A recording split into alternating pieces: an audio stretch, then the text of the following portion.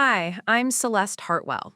4 months ago, my parents froze my $45,000 wedding fund 2 weeks before my ceremony to give my sister money for a house down payment, telling our 150 wedding guests that I was being financially irresponsible and needed to learn priorities. The betrayal was devastating, but that wasn't even the worst part. What happened next when I froze their credit cards, business accounts, and investment portfolios, triggering 73 panicked phone calls in a single weekend, didn't just expose their hypocrisy. It revealed a financial house of cards that destroyed everything they'd built. Before we jump back in, tell us where you're tuning in from.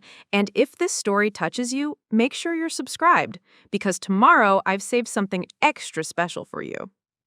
You see, for my entire life, my parents had positioned themselves as the pillars of financial wisdom in our family. Dad, Robert Hartwell, was a respected financial advisor at Pinnacle Wealth Management here in Riverside Heights. Mom, Catherine Hartwell, ran a successful accounting firm that handled dozens of local businesses. They lived in a pristine colonial house on Maple Ridge Drive, drove matching luxury sedans, and never missed an opportunity to lecture anyone within earshot about proper money management and fiscal responsibility. My sister, Natalie, was always their financial favorite. When she wanted to study abroad in college, they paid the full $30,000 without question. When she needed a car after graduation, they bought her a brand new Lexus. When she decided to pursue her master's degree, they covered every penny of tuition and living expenses. According to them, Natalie was making smart investments in her future and demonstrating mature financial planning. I, on the other hand, had been saving for my wedding since I was 22 years old. Every birthday, every Christmas, every graduation milestone, my parents had contributed to what they proudly called my wedding fund. For 8 years, this money had been sitting in a joint savings account that required both my signature and theirs to access. They'd made a big show of presenting me with account statements at family dinners, bragging to relatives about how they were teaching me the value of long-term financial planning. By the time I got engaged to my fiancé Trevor Manning last spring, the account had grown to $45,000. It wasn't just my parents' contributions either. I'd edit every tax refund, every work bonus, every penny I could spare for my salary as a marketing coordinator at DeWitt Communications. This money represented 8 years of sacrifice, 8 years of skipping vacations and eating ramen so I could have the wedding I dreamed of since I was a little girl. Trevor and I had planned everything around that budget. The venue at Willowbrook Gardens, the photographer, the caterer, the flowers, the band. Every vendor had been booked, deposits paid, contracts signed. We'd sent save the dates to 150 friends and family members. His parents had flown in from Portland. My college friends had requested time off work. Everything was perfect. Everything was on track. Everything was exactly as we had planned for over a year. Then, 2 weeks before the ceremony, Natalie found her dream house. It was a stunning craftsman bungalow in the trendy Riverside district, listed at $380,000. She'd been house hunting for months with her boyfriend Jeremy Walsh, but they'd been struggling to save for a down payment while also paying rent prices that seemed designed to prevent saving. Natalie called me 3 weeks before my wedding, breathless with excitement. "Celeste, I found it! The perfect house! But we need to move fast. There are other offers coming in. Can you believe how crazy the market is right now?" I was happy for her, genuinely thrilled that my sister might finally achieve her dream of home ownership. We'd talked about it for years, how she wanted a place with character, with a garden, with enough space to start a family someday. This house checked every box on her wish list. "That's amazing, Net," I said, balancing my phone between my ear and shoulder while addressing wedding invitations. "Are you guys ready to make an offer?" "Well, that's the thing," she said, and I heard something in her voice that should have been a warning. "We're about $15,000 short on the down payment. Jeremy's parents can't help. They're still recovering from his dad's medical bills. And with the wedding coming up, I know everyone's finances are tight." I remember feeling a little pang of sympathy. $15,000 was a significant amount, but not impossible to overcome. Maybe she could get a personal loan, or perhaps Jeremy could pick up some extra dental hygiene shifts. I was about to suggest some options when she continued.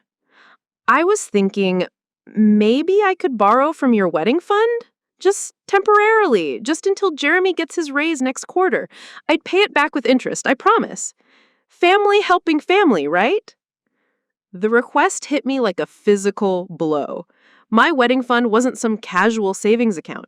It was the foundation of the most important day of my life, carefully planned and budgeted down to the last dollar.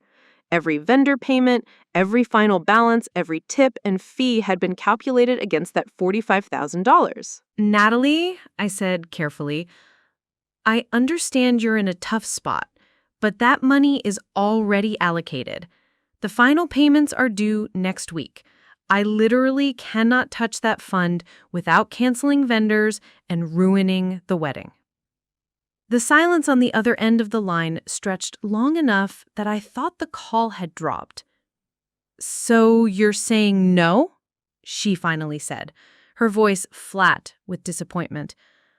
I'm saying it's impossible, I replied. The money is already spent, Nat. It exists on paper, but it's committed to vendors who have provided services, booked dates, ordered flowers and food specifically for Trevor and me. Taking that money would be like canceling the wedding entirely. Right, she said curtly. Got it. Your party is more important than your sister's future. Before I could explain that it wasn't about importance, it was about impossibility, she'd hung up. I should have known that wouldn't be the end of it. I should have recognized the danger signs, the way Natalie had always been able to charm our parents into seeing her perspective, the way she'd never quite accepted no as a final answer when it came to something she really wanted. What I didn't anticipate was the coordinated campaign that followed. Over the next week, my parents received calls from Natalie explaining her situation, emails with photos of the dream house, detailed financial projections showing how homeownership would be a much better investment than what they called my one-day party. She painted a picture of fiscal responsibility, her permanent asset acquisition versus my temporary celebration. She also, I learned later, shared some creative interpretations of my wedding budget that made it sound excessive and frivolous. According to Natalie's version of events, I was spending thousands on unnecessary luxuries while she was being denied the chance to build equity and establish financial stability. By the time my parents called me, their minds were already made up. They'd absorbed Natalie's narrative completely, convinced that redirecting my wedding fund toward her house down payment was not only reasonable, but financially wise. The call came on a Tuesday evening, exactly 12 days before my wedding. I was at Trevor's apartment, finalizing the seating chart and double-checking our vendor timeline when my phone buzzed with a call from Dad. Celeste, your mother and I need to discuss something important with you. Can you come over tonight? Something in his tone made my stomach clench with anxiety, but I assumed it was typical pre-wedding stress. Maybe they wanted to discuss last-minute logistics, or perhaps they had concerns about some aspect of the ceremony. Trevor offered to drive me, but I told him it was probably just wedding planning details. I'd be back within an hour. I had no idea I was about to walk into an ambush that would change everything between my family and me forever. When I arrived at their house on Maple Ridge Drive, both my parents were sitting at the kitchen table with a manila folder full of documents spread between them. The atmosphere felt formal, almost businesslike, which should have been another red flag. Sit down, sweetheart, Mom said, gesturing to the chair across from them. We need to talk about your financial future. And that's when they delivered the news that would set everything in motion. They were freezing my wedding fund to help Natalie buy her house, and they expected me to be grateful for their mature financial guidance. What happened next would prove that sometimes the people who teach you the most about money are the ones who underestimate exactly how much you've learned. Preparing and narrating this story took us a lot of time. So if you are enjoying it, subscribe to our channel. It means a lot to us. Now back to the story. I can see from your comments that many of you have dealt with similar family financial drama, and honestly, that breaks my heart, but also makes me feel less alone in this mess. Sarah from Phoenix wrote, "My parents did the same thing with my college fund for my brother's startup." Michael from Toronto said, "Family and money never mix well. Learn that the hard way."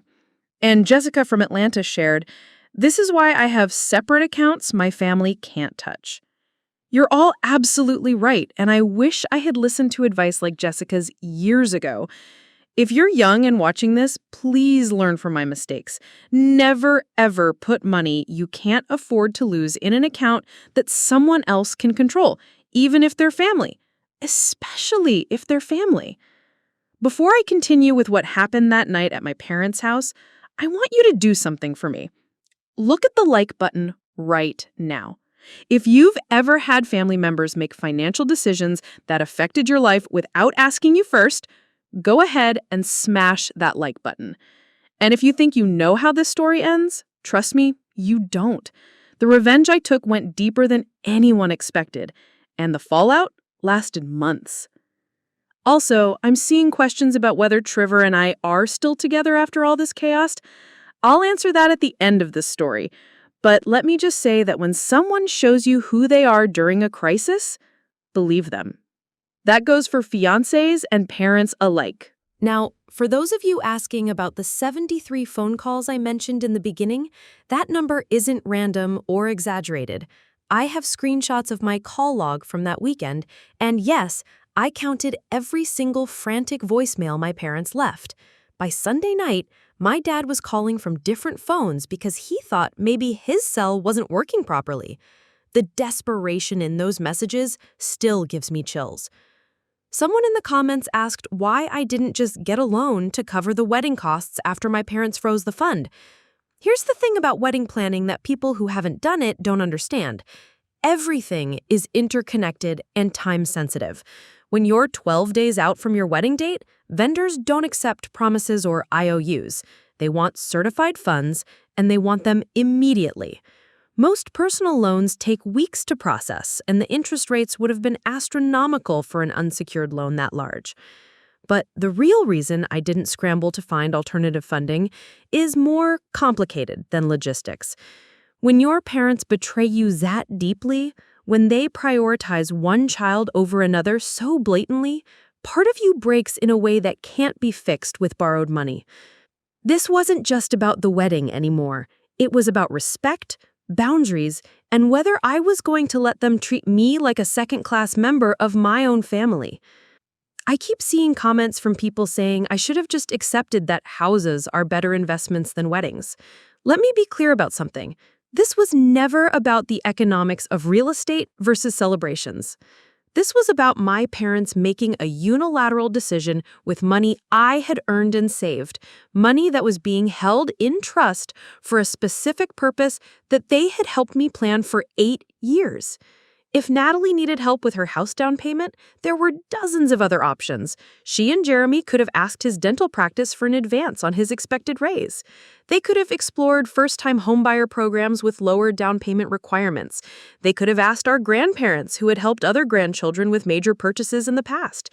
They could have applied for a personal loan or explored gift funds from Jeremy's extended family.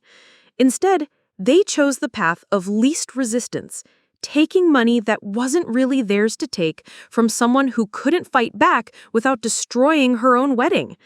But here's what my parents didn't know, what none of them realized in their calculations about who deserved what and who would just accept their decision quietly. I had learned a lot more about financial leverage and consequences than they gave me credit for. Working at DeWitt Communications for 6 years hadn't just given me marketing experience. Our biggest clients were financial services companies, and I'd spent countless hours learning about credit systems, banking protocols, and exactly how interconnected modern financial networks really are. I'd written copy for credit monitoring services, researched fraud protection measures, and interviewed dozens of financial experts about identity security. More importantly, I'd been handling my parents' business communications and some of their personal financial correspondence for the past 3 years. When Dad's accounting software crashed in 2021, I'd helped him rebuild his client database. When Mom's firm upgraded their banking systems, I'd assisted with the transition. When they refinanced their house last year, I'd proofread their application documents and helped organize their supporting financial records. They'd trusted me with passwords, account numbers, and access to systems that they probably should have kept private, but they'd always treated me like an extension of their family unit, rather than an independent adult with my own interests and capabilities. That trust was about to become their biggest mistake. See, what happened that Tuesday night when they told me about freezing my wedding fund wasn't just a conversation about money. It was a masterclass in manipulation, gaslighting, and financial abuse that opened my eyes to patterns I'd been ignoring for years. The way they presented their decision, the language they used, the complete dismissal of my perspective, it revealed something about how they actually saw me that I'd never fully recognized before. And once I understood how little they really respected me, how easily they were willing to sacrifice my happiness for Natalie's convenience, I realized I had 2 choices: accept their treatment and spend the rest of my life being the family member whose needs came last, or teach them exactly what happens when you underestimate someone who has access to everything you've built. I chose the latter option, and the consequences were more devastating than any of us could have predicted. But I'm getting ahead of myself. First, you need to understand exactly what they said to me that night, how they justified stealing my wedding fund, and why their explanation made me realize that this wasn't just about money. It was about power, control, and whether I was going to let them define my worth for the rest of my life. What happened in that kitchen conversation didn't just change my relationship with my parents. It changed how I see myself, how I handle conflict, and what I'm willing to accept from people who claim to love me. And yes, it definitely changed what I'm willing to do when someone pushes me too far. When I walked into my parents' kitchen that Tuesday night, the scene was set up like a business meeting. Mom had her reading glasses on and a legal pad covered in her precise handwriting. Dad had his laptop open with what looked like spreadsheets and financial documents displayed on the screen. Between them sat that manila folder I'd noticed, stuffed with papers that would soon turn my world upside down. "Celeste, honey, sit down," Mom said, her voice carrying that tone she used with difficult clients at her accounting firm. Professional, measured, designed to maintain control of the conversation. "Your father and I have been doing some serious financial analysis, and we need to discuss your future." I settled into the chair across from them, still assuming this was about wedding logistics, or maybe some last-minute concerns about the budget. The kitchen where I'd eaten thousands of family meals suddenly felt formal and cold, like a conference room where bad news gets delivered with carefully prepared talking points. Dad turned his laptop screen toward me, showing a detailed spreadsheet that made my heart sink. At the top, in bold letters, it read, "Hartwell Family Financial Optimization Plan, October 2023. Below that were 2 columns, one labeled Wedding Investment Analysis and another labeled Real Estate Investment Analysis. "Sweetheart," Dad began, using his client consultation voice, "your mother and I have been reviewing the family's overall financial picture, and we've identified some opportunities for better resource allocation that we think you'll understand once you see the numbers." He clicked to the next tab on his spreadsheet, revealing a detailed breakdown of my wedding costs that was so accurate it made my stomach clench. Every vendor payment, every deposit, every estimated final balance was listed with mathematical precision. At the bottom, highlighted in red, was the total, $43,247. "Now," he continued, "we've also analyzed Natalie's housing opportunity And the numbers are quite compelling from an investment perspective. Another click revealed a comparable analysis of my sister's house purchase with complete projected appreciation rates, tax benefits, and equity building calculations. Mom leaned forward, her accountant persona in full effect. Celeste, you know we love you and want what's best for you, but we have a fiduciary responsibility to make smart decisions with family resources. When we look at these two investments side by side, one builds lasting value while the other provides temporary satisfaction. The word investments hit me like a slap. They were talking about my wedding like it was a stock purchase they were considering, not the culmination of 8 years of planning and dreaming. More importantly, they were discussing my money like it belonged to them, like I was a minor whose financial decisions required parental approval. I don't understand, I said carefully, though I was beginning to understand all too well. Are you asking me to consider changing some aspects of the wedding to free up money for Natalie's house? Dad and Mom exchanged one of those married couple looks that communicates volumes without words. Dad cleared his throat and pulled a document from the manila folder. It was a bank statement for the joint savings account that held my wedding fund, but something about the format looked different from the statements I usually received. Actually, sweetheart, we've already made the decision, he said, sliding the paper across the table to me. This document shows the account restriction we put in place this morning. The words on the page blurred as I tried to process what I was reading. Account restriction, temporary hold, funds allocated to alternate family investment opportunity. The clinical language couldn't disguise what had actually happened. My parents had stolen my wedding money without asking me, without discussing it with me first. You took my money, I said, my voice barely above a whisper, without asking me, without discussing it with me first. Now, Celeste, that's not accurate, Mom said, her tone becoming more authoritative. This is money that your father and I contributed to over the years. We have been the primary funders of this account, and as joint account holders, we have every right to make decisions about how these resources are allocated. She pulled out another document, this one showing the deposit history for the savings account over the past 8 years. I could see my contributions highlighted in yellow, my tax refunds, bonuses, birthday money from grandparents that I dutifully deposited, but she was right that the majority of the deposits came from them. Besides, Dad added, we're not taking the money away permanently. We're redirecting it toward a better investment that will benefit the entire family. Natalie's house will appreciate in value, build equity, and provide stability for her future. Your wedding, while certainly meaningful, doesn't provide any return on investment. The casual way he dismissed the most important day of my life as financially meaningless felt like a physical blow. But what hurt more was the realization that they'd clearly spent considerable time analyzing this decision without including me in any part of the process. What about my vendors? I asked, fighting to keep my voice steady. The final payments are due next week. The florist, the caterer, the photographer, they're all expecting payment based on the contracts we signed. Mom consulted her legal pad, flipping to a page covered with notes written in her methodical handwriting.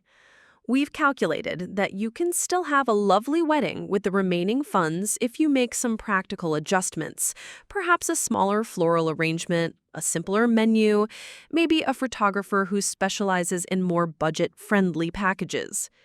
She said this like she was suggesting I switch from premium gas to regular, not like she was asking me to call vendors 12 days before my wedding and tell them I needed to completely restructure contracts that had been finalized months ago.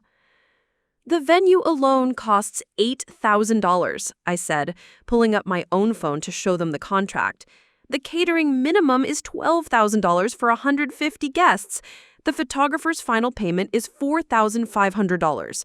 Just those 3 things exceed what's left in the account after you took the $15,000. Dad leaned back in his chair with the expression he wore when clients questioned his professional judgment. Celeste, this is exactly the kind of short-sighted thinking that concerns us. You're so focused on having an expensive party that you can't see the bigger picture. Natalie is making a mature decision that will benefit her for decades. You're planning an event that will be over in one day. It's not just an event, I said, my voice rising despite my efforts to stay calm. It's my wedding. It's the day I marry Trevor. It's something we've been planning for over a year, something our families and friends have cleared their schedules to attend. You can't just decide it's less important than Natalie's house. Mom reached across the table and patted my hand with the condescending gesture she'd used when I was a child having a tantrum. Sweetheart, no one is saying your wedding isn't important. We're saying that smart families make smart financial decisions, and sometimes that means making temporary sacrifices for long-term gains. Temporary? I pulled my hand away from hers. How is canceling my wedding temporary? You don't have to cancel anything, Dad said, his patience clearly wearing thin. You need to adjust your expectations to match your available resources. This is a valuable lesson in budget management that will serve you well in marriage. The patronizing tone was infuriating, but what made it worse was the growing realization that they'd made this decision weeks ago and spent all this time preparing their justification rather than consulting with me about alternatives. When did you decide this? When did you first discuss taking money from my wedding fund for Natalie's house? Another exchanged glance between my parents. Mom consulted her legal pad again, as if she needed to check her notes to remember when they'd chosen to betray their daughter. Natalie first mentioned her situation about 2 weeks ago. Your father and I spent several days analyzing the financial implications and exploring various options before concluding that this was the most prudent course of action. Several days, I repeated. You spent several days making a decision about my money without including me in any part of the discussion? Celeste, Dad said, his voice taking on the stern tone he'd used when I was a teenager who'd violated curfew. You're acting like this is some kind of betrayal when it's actually responsible family financial planning. Natalie needed help with an opportunity that won't wait. Your wedding could be adjusted to accommodate the temporary reallocation of resources. Stop calling it a temporary reallocation, I snapped, my composure finally cracking. You stole $15,000 from my wedding fund. You didn't ask, you didn't warn me, you didn't give me any opportunity to find alternative solutions, you just took it. The silence that followed my outburst was thick with tension. My parents stared at me like I'd transformed into someone they didn't recognize, someone unreasonable and ungrateful who couldn't appreciate their wise guidance. We did not steal anything, Mom said, her voice ice cold with offended dignity. We made a financial decision about family resources that benefits everyone in a long run. The fact that you can't see beyond your immediate wants to understand the bigger picture is exactly why we didn't consult with you first. That sentence hit me like a thunderbolt. They hadn't consulted with me because they'd already decided I was too selfish and short-sighted to understand their superior judgment. In their minds, I was still a child whose opinions about her own money weren't worth considering. Besides, Dad added, clearly feeling like the conversation had gone on long enough, what's done is done. The money has already been transferred to help with Natalie's down payment. The house closes tomorrow, and Jeremy's dental practice has agreed to a payment plan for him to reimburse us over the next 18 months. He said this like it settled the matter, like the irreversibility of their decision made further discussion pointless. But what he didn't realize was that he'd just given me crucial information about the timeline and structure of their plan. More importantly, he'd confirmed what I'd suspected from the moment I walked into their kitchen. This wasn't about smart financial planning or family optimization or any of the other corporate buzzwords they'd been throwing around. This was about power, control, and their fundamental belief that my needs would always come second to Natalie's wants. That realization changed everything about how I was going to respond to their betrayal. Because if they thought they could manipulate my financial resources without consequences, They were about to discover that I'd learned a lot more about leverage and retaliation than they'd given me credit for. The conversation that night lasted another hour, but the real damage was done in those first 20 minutes when they'd laid out their justification for stealing my wedding fund. Everything that happened afterward, the arguments, the tears, the ultimatums, was just noise around the central truth that had been revealed. My parents had chosen my sister over me, her future over my present, her convenience over my happiness. They'd done it without guilt, without hesitation, and without any consideration for how it would affect my relationship with them going forward. What they didn't realize was that their decision had freed me from any obligation to consider how my response would affect my relationship with them. What my parents didn't know during that kitchen confrontation was that their financial empire wasn't as solid as they'd spent decades pretending. While they were lecturing me about responsible money management and smart investments, I was sitting there processing information that would have horrified them if they'd realized how much I actually knew about their real financial situation. You see, when I'd helped Dad rebuild his client database after the software crash in 2021, I'd seen more than just contact information.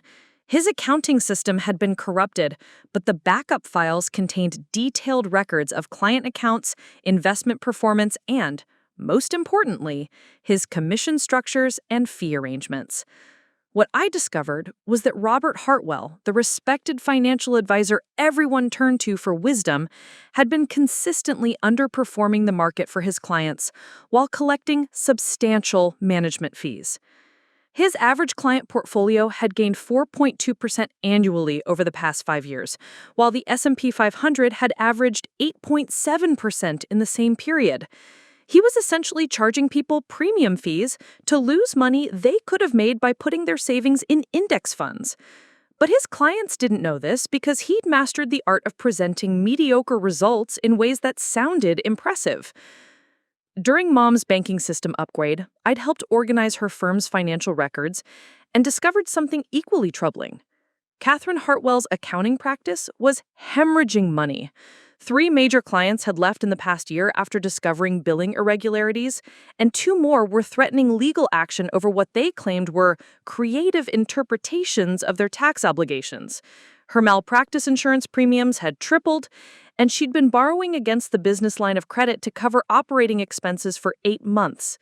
The pristine colonial house on Maple Ridge Drive, mortgaged to 87% of its current value. The matching luxury sedans, leased, not owned, and both payments were 3 months behind. Their retirement accounts, depleted to cover business losses and lifestyle maintenance. The investment portfolio they'd always bragged about, leveraged beyond any reasonable risk tolerance and down 23% from its peak value. But the most damaging information I'd uncovered was completely accidental. Last Christmas, while helping them set up their new computer, I'd accidentally clicked on Dad's email drafts folder. What I found was a series of unsent messages to various creditors explaining why payments would be late and requesting extensions on everything from business loans to credit card minimums. My parents, the paragons of financial wisdom, were drowning in debt and struggling to maintain the illusion of prosperity that had defined their social status for decades.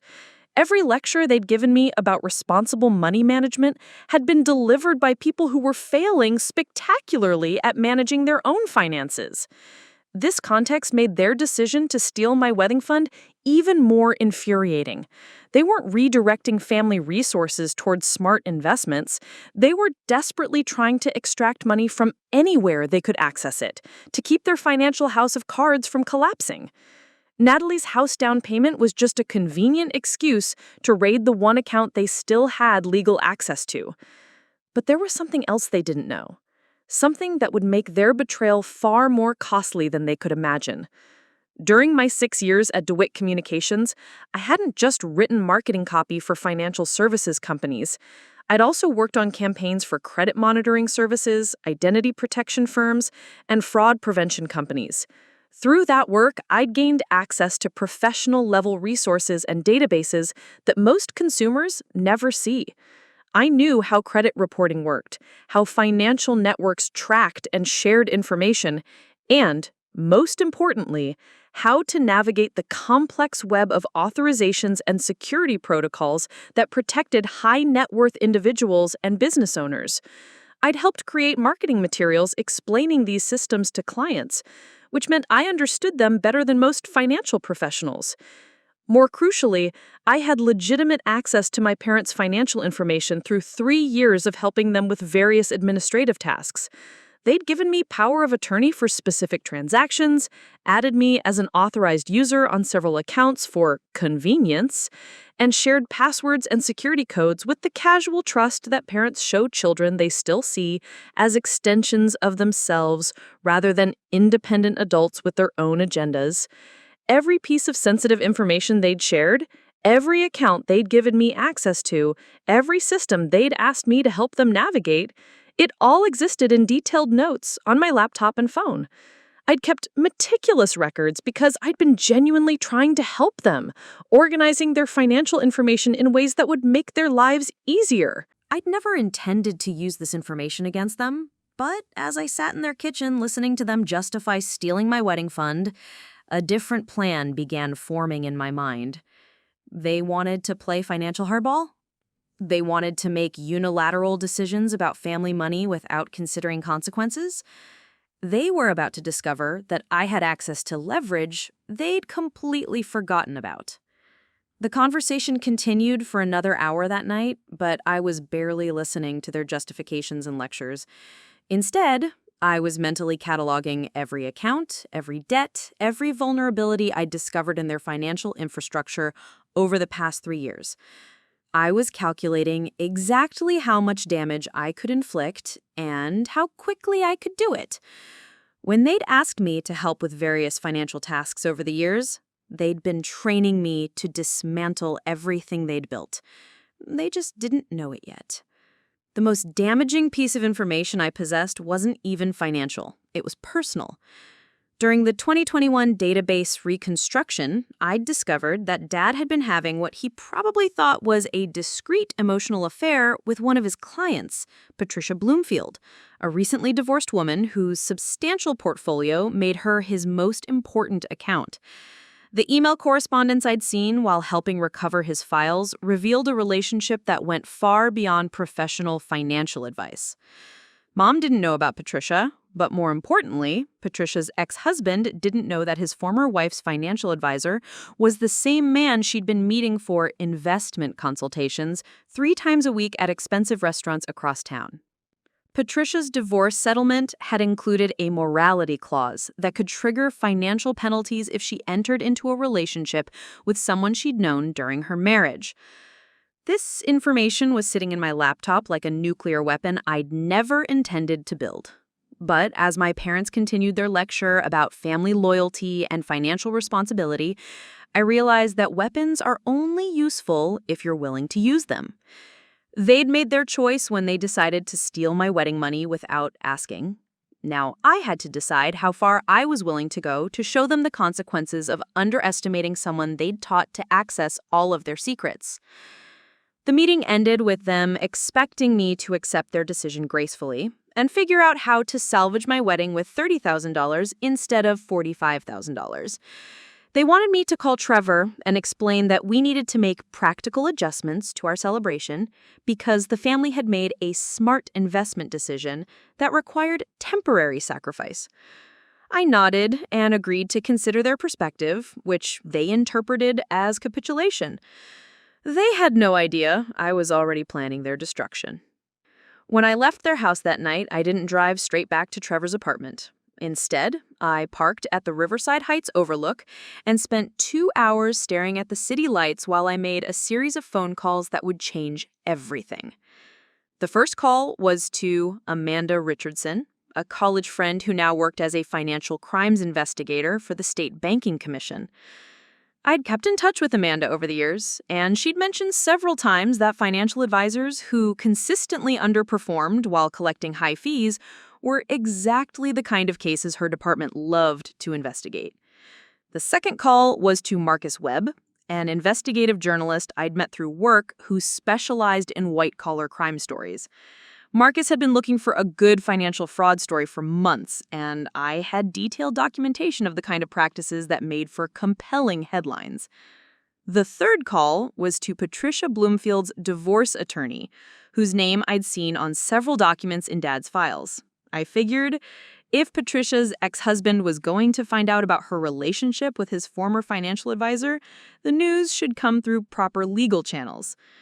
By the time I finished those calls, the foundation for my parents' destruction was already being laid by professionals who knew exactly how to dismantle financial empires built on deception and maintained through manipulation. But those calls were just the opening moves. The real devastation would come when I activated the access they'd given me to their personal accounts and business systems. I had the power to freeze their credit, block their business transactions, and expose their financial vulnerabilities in ways that would take them months to recover from. The 73 phone calls I mentioned at the beginning of this story, those would start the next morning when they discovered that someone with intimate knowledge of their financial infrastructure had decided to use that information against them. They'd taught me everything I needed to know about leverage, consequences, and what happens when you betray someone who has access to all your secrets.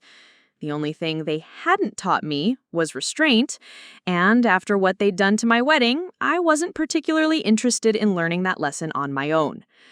The war was about to begin, and they had no idea they'd already lost. To understand why my retaliation against my parents became so devastatingly complete, you need to know how our family dynamics had evolved over the 28 years of my life.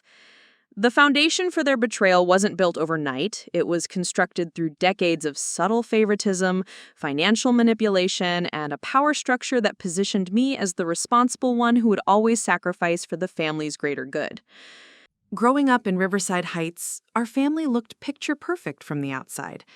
Dad was the successful financial advisor who coached Little League and served on the school board. Mom was the accomplished accountant who organized charity drives and hosted elaborate dinner parties. Natalie and I were the polished daughters who earned good grades, participated in approved extracurricular activities, and never caused public embarrassment. But inside our house, there was always an unspoken hierarchy that determined whose needs came first, whose dreams deserved funding, and whose sacrifices were expected without question. Natalie, born when I was 3, had entered the world as what my parents called their miracle baby after Mom had struggled with fertility issues. From her earliest years, she was treated as something precious and fragile, someone who needed extra protection and additional resources to thrive.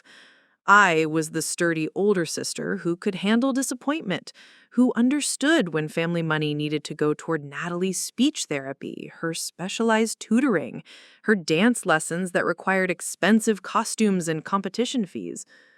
By the time I was 10, I'd learned that being the responsible one meant accepting whatever was left after Natalie's needs were met. When she needed a new computer for her learning disabilities, my planned summer camp got canceled. When she wanted to attend a private high school that cost $15,000 a year, my college fund contributions were suspended for 2 years.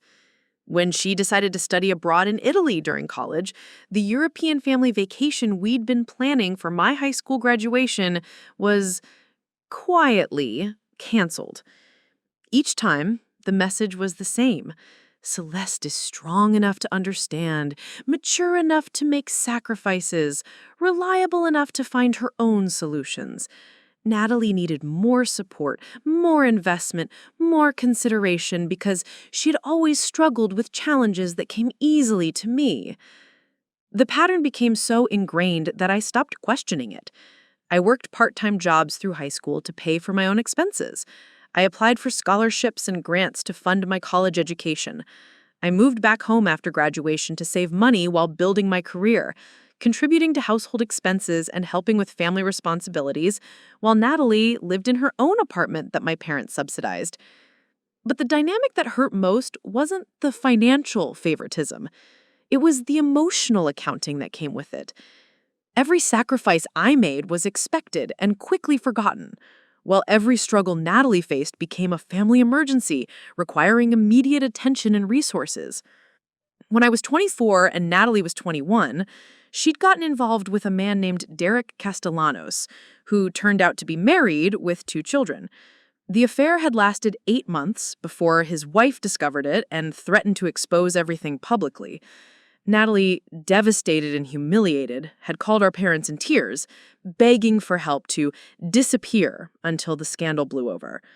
Without hesitation, Mom and Dad had paid for her to spend 3 months at a luxury wellness retreat in Arizona, telling everyone that she was taking time to find herself after college.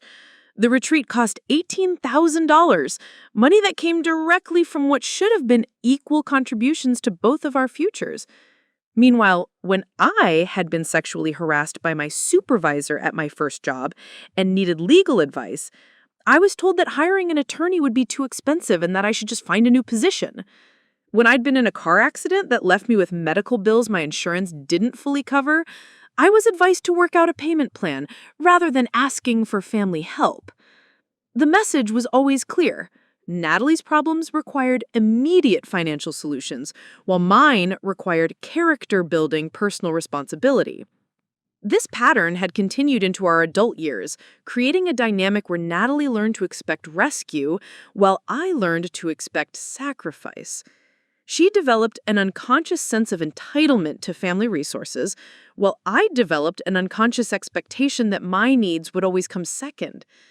The wedding fund had represented the first time in my life that my parents had committed substantial financial resources specifically to my future. For 8 years, watching that account grow had felt like proof that I mattered, that my happiness was worth investing in, that my dreams deserved the same consideration they'd always given to Natalie's crises. When they froze that account to fund my sister's house down payment, they weren't just stealing money. They were confirming that the hierarchy I'd grown up with was permanent and unchangeable. No matter how responsible I'd been, how many sacrifices I'd made, how much I'd contributed to the family's well-being, Natalie's wants would always supersede my needs. But what they'd failed to recognize was how much I'd changed during those years of being the family's reliable problem solver. The shy, accommodating daughter who'd accepted every disappointment with grace had grown into a woman with professional skills, financial knowledge, and access to resources they'd never bothered to understand. During my years at DeWitt Communications, I hadn't just learned about marketing and financial services. I'd built relationships with people who could help me fight back against exactly the kind of manipulation my parents specialized in. Amanda Richardson, the financial crimes investigator, had become a close friend after we'd worked together on a campaign exposing predatory investment practices. Marcus Webb, the investigative journalist, had been a client whose series on white-collar crime had won several awards and destroyed multiple careers. Most importantly, I'd learned that the family dynamics I'd grown up accepting as normal were actually patterns of financial abuse that had legal and professional consequences when practiced on clients and business partners. Dad's underperforming client portfolios weren't just disappointing investment results, they were potential violations of his fiduciary duty that could result in regulatory sanctions and civil liability. Mom's creative tax interpretations weren't just aggressive accounting, they were potential fraud that could trigger IRS investigations and professional license revocation. Dad's affair with Patricia Bloomfield wasn't just a personal betrayal of Mom, it was a violation of professional ethics that could destroy his business relationships and trigger lawsuits from Patricia's ex-husband. I'd spent years helping them manage these vulnerabilities without recognizing them as leverage. But sitting in their kitchen that Tuesday night, listening to them justify stealing my wedding fund with the same condescending tone they'd used to explain every sacrifice they'd demanded from me over the years, I finally understood that knowledge and access could be weapons. The phone calls I'd made from the Riverside Heights overlook weren't just emotional reactions to their betrayal. They were strategic strikes designed to activate consequences they'd managed to avoid through decades of careful image management and social manipulation. Amanda Richardson had been waiting for documented evidence of the kind of practices Dad specialized in. The detailed records I'd helped him reconstruct after his software crash provided exactly the kind of paper trail her department needed to launch an investigation that would examine every client relationship and every investment decision he'd made over the past 5 years. Marcus Webb had been researching financial advisor misconduct for months, looking for a story with personal stakes and clear victims. Dad's affair with Patricia, combined with his professional underperformance and Mom's tax issues, created exactly the kind of narrative that readers loved and regulators noticed. Patricia Bloomfield's divorce attorney had been concerned about her financial relationship with Dad for months, suspecting that the frequent meetings and personal attention suggested something beyond professional consultation. The documentation I could provide would trigger a review of her divorce settlement that could cost her hundreds of thousands of dollars and expose Dad to civil liability. But these professional consequences were just the beginning. The real devastation would come when I activated the personal access they'd given me to their financial infrastructure. Every password they'd shared, every account they'd added me to, every system they'd asked me to help them navigate.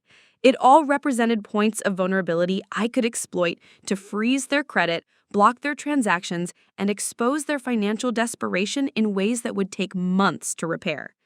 The next morning, they expected me to wake up and figure out how to salvage my wedding with 2/3 of the original budget. Instead, they were going to wake up to discover that their daughter had learned exactly how to use financial leverage to destroy people who underestimated her. The 73 phone calls that followed weren't just panic. They were the sound of a carefully constructed facade crumbling under the weight of consequences they'd never imagined possible.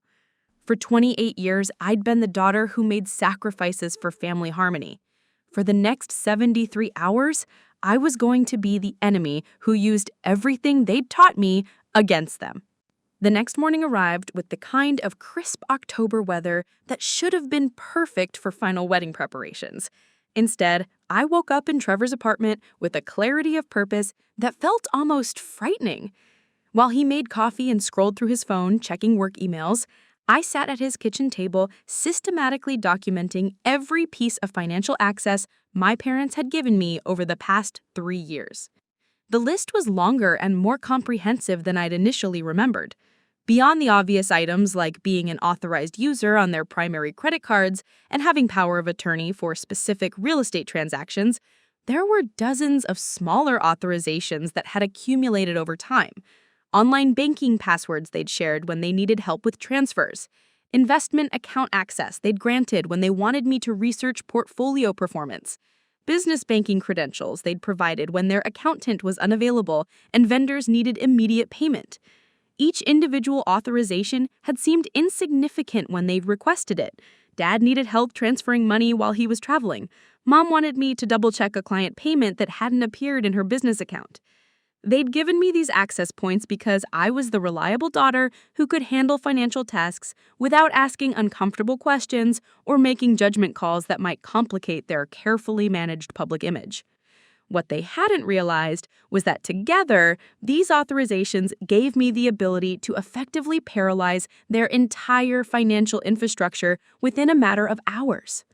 But before I activated that nuclear option, I needed to understand exactly what Trevor knew about our situation and how he was planning to respond to my parents' betrayal. His reaction would determine whether I was fighting this battle alone or with a partner who understood the stakes. "Trev," I said, looking up from my laptop where I'd been organizing financial account information, "we need to talk about what happened last night." He set down his coffee mug and turned to face me with the expression he wore during difficult conversations at his engineering firm. Focused, analytical, ready to solve problems through logical discussion. "I've been thinking about it all night. Your parents are being unreasonable, but I think we can still salvage the wedding if we're creative about the budget." The word salvage hit me like cold water. Trevor was approaching this like a technical challenge that required innovative solutions rather than understanding it as a fundamental betrayal that demanded consequences. Salvage? I repeated carefully. You think we should work around what they did instead of fighting it? He pulled out his own notebook, filled with calculations he'd apparently been working on since dawn. I ran the numbers. If we switch to a buffet dinner instead of the plated meal, change from premium to standard linens, and maybe find a photographer who's willing to work for a smaller package, we can probably make the remaining $30,000 stretch to cover most of what we had planned. I stared at him, processing the implications of his response. Trevor wasn't angry about the theft of our wedding fund. He wasn't outraged by my parents' manipulation. He was treating their betrayal as a logistical problem that required practical adjustments rather than a violation of trust that demanded justice. What about the principal? I asked. What about the fact that they stole money that didn't belong to them to give to my sister without asking us first? Trevor shifted uncomfortably, clearly preferring the concrete challenges of budget revision to the messier questions of family loyalty and financial ethics. Celeste, I understand why you're upset. What they did wasn't fair, but fighting with your parents 2 weeks before our wedding is going to cause more problems than it solves.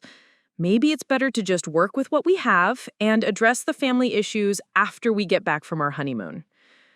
His response revealed something about Trevor that I'd been unconsciously avoiding for months. When faced with conflict, his instinct was always to accommodate, to find compromises that avoided confrontation, to prioritize short-term peace over long-term justice. It was one of the qualities that had initially attracted me to him, his calm rationality in situations where I tended toward emotional intensity. But in this moment, his willingness to accept my parents' betrayal without consequences felt like a betrayal of its own. He was asking me to smile and pretend everything was fine, while my family treated me like my needs don't matter, my boundaries aren't real, and my money was available for redistribution whenever someone else had a more pressing want. Trevor, I said slowly, if we don't address this now, if we just accept what they did and work around it, what message does that send about how they can treat us in the future? What happens when we want to buy our own house and they decide Natalie needs help with renovations? What happens when we have children and they decide their college funds should be redirected toward whatever crisis Natalie is facing that year? He was quiet for a long moment, staring at his notebook full of revised budget calculations. When he finally spoke, his voice carried the patient tone he used when explaining technical concepts to people who didn't understand engineering principles. You think you're catastrophizing. This was an unusual situation with your sister's house. I doubt it would become a pattern. The word catastrophizing felt like a slap. Trevor was using therapy language to dismiss my concerns, framing my demand for consequences as emotional overreaction rather than recognizing it as a reasonable response to financial abuse.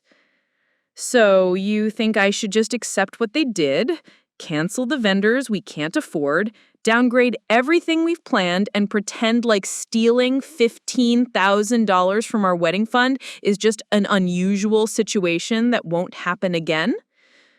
I think we should focus on having a beautiful wedding instead of starting a family war that could last for years. Your relationship with your parents is more important than the difference between premium and standard linens. That sentence crystallized something I'd been trying to ignore about Trevor's character. He valued harmony over justice, compromise over principles, appearance over authenticity. In his worldview, maintaining relationships meant accepting whatever treatment those relationships required, even when that treatment was fundamentally disrespectful. For the first time since we had gotten engaged, I wondered if marrying someone who would encourage me to accept financial abuse from my family was the right decision. But that was a question for later. Right now, I needed to focus on the immediate crisis and whether I could count on my fiancé's support for what I was planning to do. What if I told you I wasn't willing to just accept this? What if I said I was going to fight back and make sure there are real consequences for what they did? Trevor's expression shifted to something between concern and alarm. What kind of consequences? Celeste, you're not thinking of doing something you'll regret, are you? The fact that he was more worried about me embarrassing the family than he was about my parents' theft told me everything I needed to know about his priorities. Trevor wanted a wife who would manage family drama quietly, who would absorb unfair treatment gracefully, who would prioritize his comfort over her own dignity. I think you're thinking of making sure they understand that stealing money has costs, I said carefully. I'm thinking of teaching them that they can't treat me like my needs don't matter just because I've been accommodating in the past. He closed his notebook and leaned forward with the expression he wore when trying to talk me out of decisions he considered impulsive. Celeste, I love that you're passionate and that you stand up for what you believe in. But sometimes the mature response is to take the high road, even when you've been wronged. Fighting with your parents isn't going to get our money back, and it could permanently damage relationships that are important to both of us. Trevor's response confirmed what I'd suspected during our conversation. He wasn't going to support me in holding my parents accountable for their betrayal. He was going to pressure me to accept their treatment, make whatever accommodations were necessary to preserve family harmony, and quietly resent them while pretending everything was fine.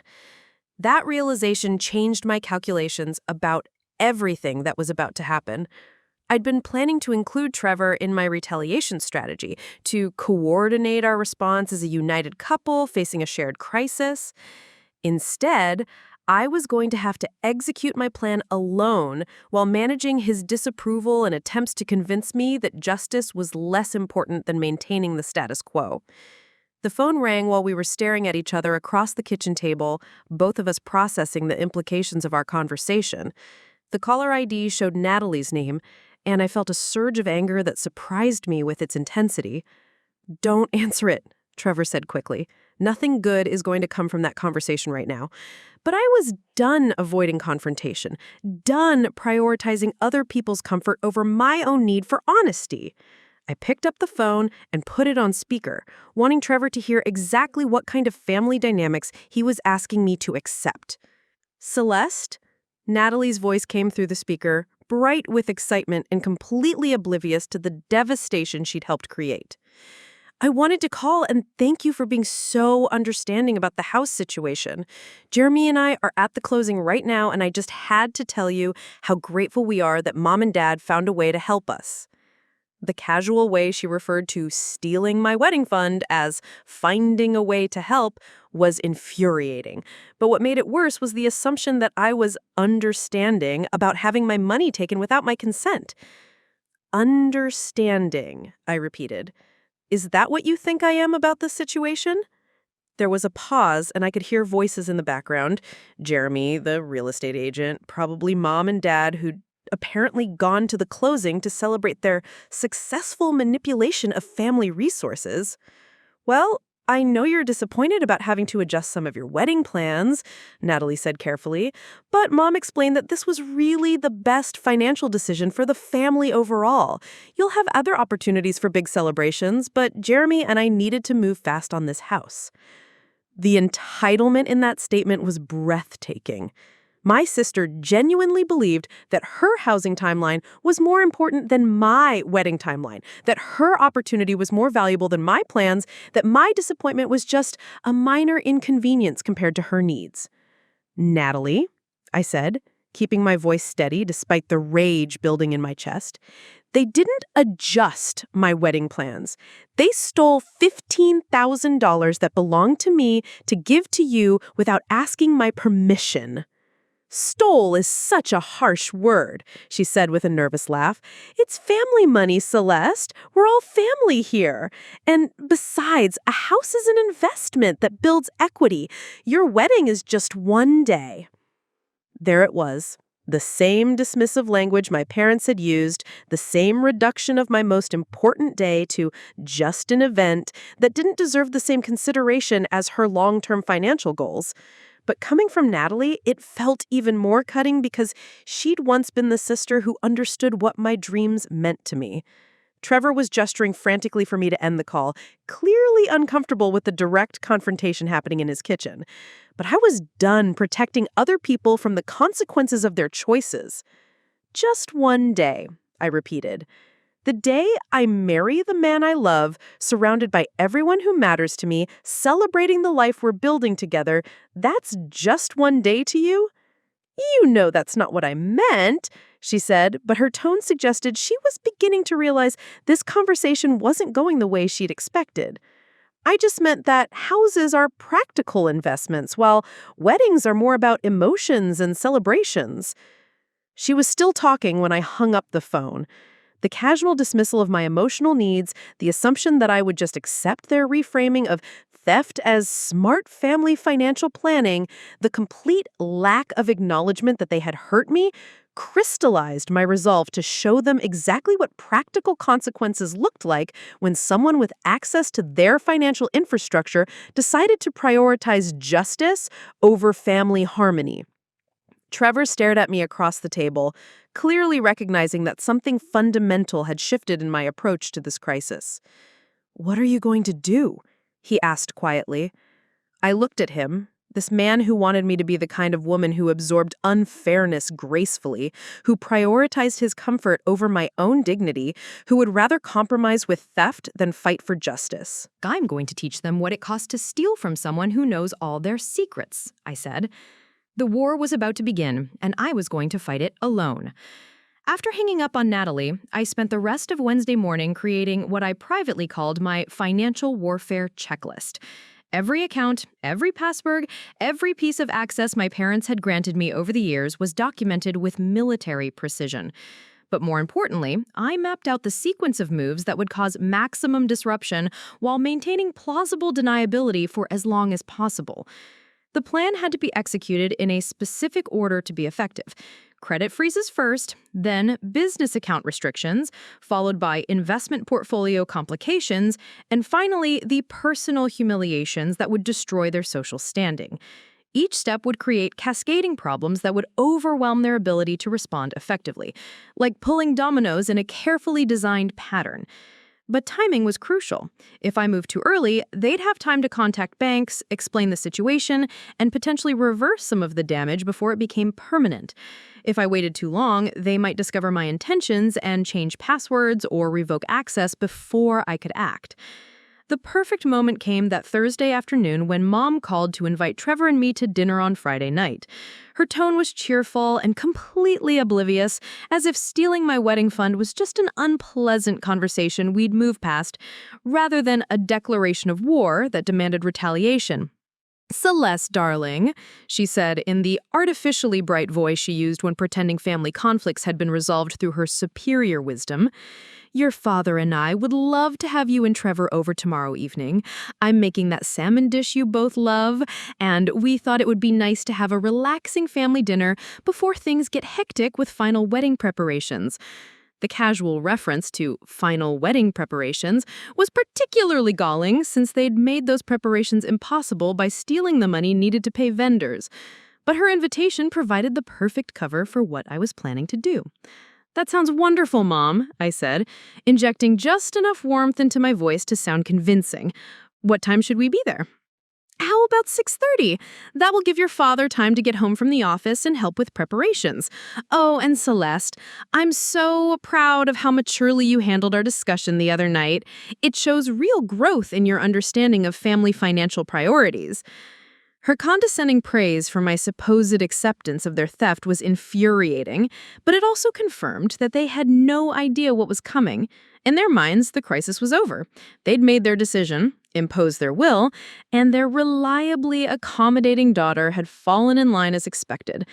"I've learned a lot about priorities lately," I said, which was completely true, though not in the way she imagined. After confirming the dinner plans, I began phase 1 of my retaliation. The beauty of modern financial systems is that most security measures are designed to prevent external attacks rather than internal sabotage. When you have legitimate access to someone's accounts, you can cause tremendous damage very quickly.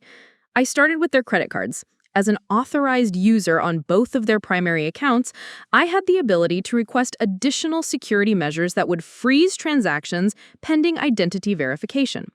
All it took was logging into their online accounts and requesting enhanced fraud protection due to suspicious activity patterns I claimed to have noticed. The fraud alerts I filed were carefully crafted to sound legitimate while being impossible to quickly resolve. I reported potential identity theft based on unusual spending patterns and suspicious login attempts from unfamiliar IP addresses.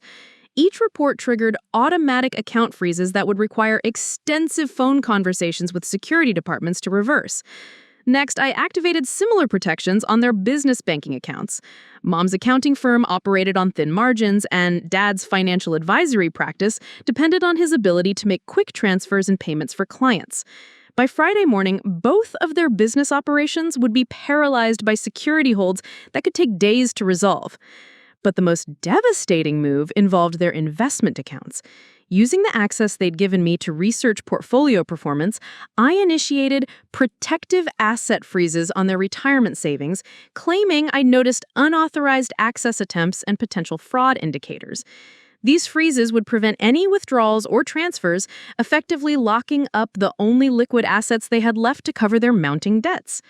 The final touch was reporting their home address to credit monitoring services as potentially compromised, triggering immediate alerts to all major credit bureaus and creating a cascade of verification requirements that would block any new credit applications or loan modifications they might need to manage their cash flow crisis. All of these actions were technically legitimate. I had authorized access to the accounts, and fraud protection measures are encouraged by financial institutions. The fact that I was the one creating the suspicious activity I was reporting would be difficult to prove and even harder to prosecute. By Thursday evening, the foundation for their destruction was laid and activated. Security systems across multiple institutions were now programmed to treat any financial activity from Robert and Catherine Hartwell as potentially fraudulent, requiring extensive verification processes that would tie up their money for days or weeks. But the real devastation would begin Friday morning when they discovered that their entire financial infrastructure had been frozen overnight by someone with intimate knowledge of their systems and legitimate access to their accounts. The phone calls to Amanda Richardson at the Banking Commission had already triggered a formal investigation into Dad's investment practices. Her department had requested detailed records of all his client interactions for the past 3 years, including the very documentation I'd helped him reconstruct after his software crash. The investigation would become public record, visible to every client and potential client who searched his name online. Marcus Webb, the investigative journalist, had begun researching the story about financial advisor misconduct, focusing specifically on advisors who consistently underperformed while collecting high fees. His preliminary research had already uncovered several of Dad's most problematic client relationships, and he was preparing to contact those clients directly for interviews about their experiences. Patricia Bloomfield's divorce attorney had filed a motion to review her settlement based on new information about potential undisclosed relationships that might violate the morality clauses in her agreement. The motion specifically mentioned her frequent meetings with her financial advisor and requested detailed records of their professional and personal interactions. Each of these professional attacks was designed to create maximum chaos at exactly the moment when my parents would discover their personal financial accounts had been frozen. The combination would overwhelm their ability to respond effectively, forcing them to choose between addressing immediate cash flow problems and dealing with longer-term reputation damage. Friday morning arrived with the kind of crisp autumn weather that should have been perfect for last-minute wedding preparations. Instead, I woke up knowing that by noon, my parents would be experiencing the first consequences of underestimating someone who had access to all their vulnerabilities. The first call came at 8:47 a.m. Dad's voice on my answering machine was confused, but not yet panicked. "Celeste, honey, I'm having some trouble with our credit cards this morning. The bank says there are fraud alerts on both accounts and they need to verify some transactions. Could you call me back when you get this? I'm sure it's just a computer glitch, but they want to speak with all authorized users." The second call came at 9:23 a.m. Mom's voice was tighter, with an edge of frustration creeping in. "Celeste, we're having problems with the business accounts too. Someone reported suspicious activity and now everything is frozen pending investigation. This is very inconvenient timing, with the house closing and everything else going on." By 10:15 a.m., The calls were coming every few minutes. Their voices grew more frantic as they discovered the scope of the financial paralysis I'd created. Every account, every credit line, every liquid asset they had access to was now locked behind security protocols that would take days to navigate. The 11th call came at 11:32 a.m., and for the first time, I heard real fear in Dad's voice. Celeste, this isn't just a glitch. Someone with detailed knowledge of our financial situation has systematically frozen every account we have. The banks are saying the fraud reports came from inside the accounts, from someone with authorized access. We need to talk immediately. I listened to each voicemail without responding, watching the panic escalate as they began to realize that their financial crisis wasn't random bad luck, it was deliberate sabotage by someone who knew exactly how to exploit their vulnerabilities. But the personal financial chaos was just the beginning. By noon, Dad had received calls from 3 of his largest clients asking about the regulatory investigation into his practices. Mom had been contacted by 2 of her business clients who had seen preliminary reports about potential tax irregularities in her firm's filings. The professional attacks were landing at exactly the moment when they were least equipped to respond effectively, creating a perfect storm of crisis that would test every relationship and resource they had. Trevor had been watching me monitor the situation with growing alarm. He had tried several times to convince me to call my parents back, to explain what was happening, to find some way to de-escalate the crisis before it became irreversible. Celeste, he said after Dad's 15th panicked voicemail, this has gone too far. Whatever they did to you, destroying their entire financial life isn't proportionate. You need to stop this before someone gets seriously hurt. But I was done listening to appeals for moderation from someone who'd wanted me to accept theft as a reasonable family financial decision. Trevor's discomfort with my tactics only confirmed that he didn't understand the stakes or support my right to demand consequences for betrayal. They hurt me first, I said calmly. They stole money that belonged to me to give to my sister without asking. They treated me like my needs don't matter and my boundaries don't exist. Now they're learning what it feels like to have their financial security destroyed by someone they trusted. The dinner invitation for that evening had become irrelevant. There was no way my parents could host a casual family meal while their entire financial world was collapsing around them. But I was planning to show up anyway because I wanted to see their faces when they realized exactly who had orchestrated their destruction. The 73 phone calls I had mentioned at the beginning of the story were still coming. By Friday afternoon, they were calling from different phones, leaving increasingly desperate messages as they tried to understand how their reliable daughter had become their most dangerous enemy. What they still didn't realize was that the financial chaos I'd created was just the opening move. The real devastation would come when I walked into their house that evening and explained exactly why I'd chosen to destroy everything they'd built rather than accept their betrayal quietly. The setup was complete. Now it was time for the confrontation that would change our family forever. When I arrived at my parents' house Friday evening at exactly 6:30, the scene that greeted me was nothing like the relaxing family dinner Mom had envisioned when she'd extended the invitation. Their colonial home on Maple Ridge Drive, usually a picture of suburban prosperity, looked like a war zone of financial crisis management. Through the front window, I could see Dad pacing frantically in his study, phone pressed to his ear, surrounded by stacks of papers and bank statements. Mom was in the kitchen, but instead of preparing her signature salmon dish, she was hunched over her laptop with reading glasses perched on her nose, typing furiously while occasionally pausing to make notes on a legal pad. Trevor had reluctantly agreed to accompany me, though he'd spent the entire drive trying to convince me to reveal what I'd done and help them resolve the crisis. His discomfort was palpable as we approached the front door, but I felt nothing except cold satisfaction that my plan was proceeding exactly as intended. I rang the doorbell instead of using my key, a small psychological detail that announced this wasn't a casual family visit. When Mom answered, her appearance shocked me. The polished, professional woman who'd stolen my wedding fund 2 days earlier looked haggard and desperate. Her hair was disheveled, her makeup was smudged, and her clothes looked like she'd been wearing them for 24 hours straight. "Celeste," she said, her voice tight with barely controlled panic, "thank God you're here. We're having a financial emergency, and we need your help figuring out what's happening." She led us into the living room where Dad was ending what sounded like his 20th phone conversation of the day.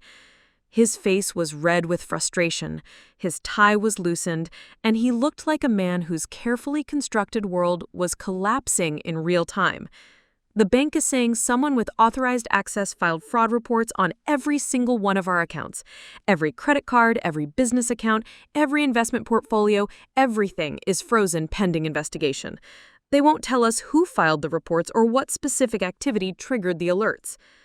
I settled into the armchair across from the couch where they both sat, noting how they unconsciously moved closer together in the face of crisis, presenting a united front against whatever enemy had attacked their financial infrastructure.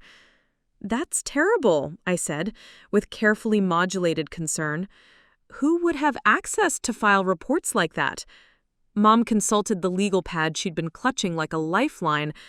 "According to the banks, the reports came from someone who knows our account numbers, our social security numbers, our spending patterns, and has legitimate access to our online banking systems. It has to be someone we trust, someone we've given passwords to."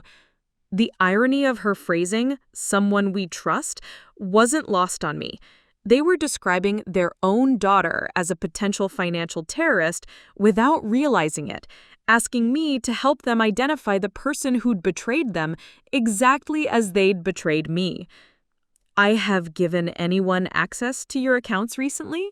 Maybe someone who helped with computer problems or banking issues?" I asked innocently. Dad ran his hairs through his hair, a gesture of frustration I'd seen countless times during my childhood when he was dealing with difficult clients. "We've been so careful about financial security. The only people who have access to our systems are family members, and we trust family members completely." The word trust hung in the air between us like an accusation.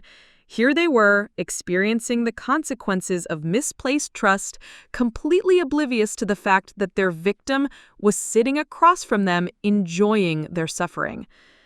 "What about the timing?" Trevor asked, clearly uncomfortable with my silence. "Did anything specific trigger these reports? Some kind of unusual activity or security breach?" Mom shook her head miserably. "That's what's so frustrating. We haven't done anything unusual. The only major transactions this week were the transfer to help Natalie with her house down payment, but that was just normal family financial management."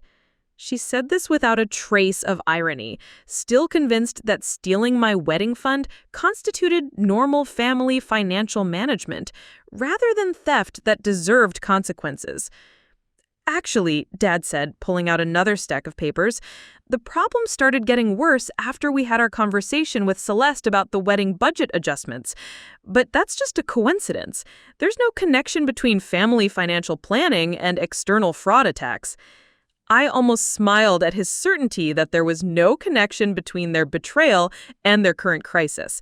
Their worldview was so limited that they couldn't imagine their reliable, accommodating daughter would have the skills or motivation to orchestrate the kind of sophisticated retaliation that they were experiencing. "What kind of problems are you facing beyond the account freezes?" I asked, genuinely curious about the full scope of damage my coordinated attack had achieved. Dad's face darkened with anger and humiliation. "Someone contacted the State Banking Commission about my client practices. They're demanding detailed records of every client relationship I've had for the past 3 years.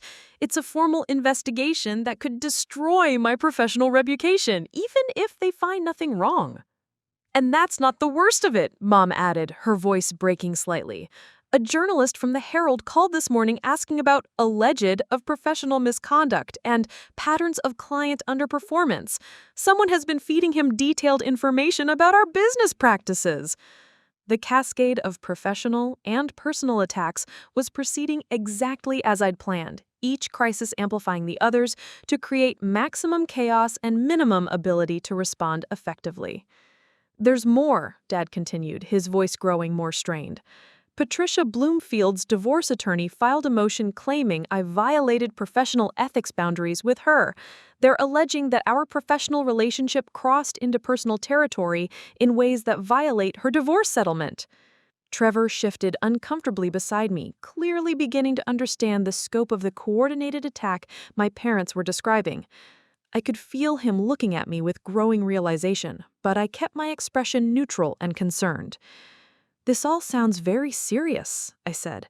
"Have you been able to figure out who might have access to this kind of detailed information about your professional and personal lives?" The question hung in the air as my parents looked at each other with the dawning horror of people who were beginning to realize they'd been systematically betrayed by someone with intimate knowledge of all their vulnerabilities.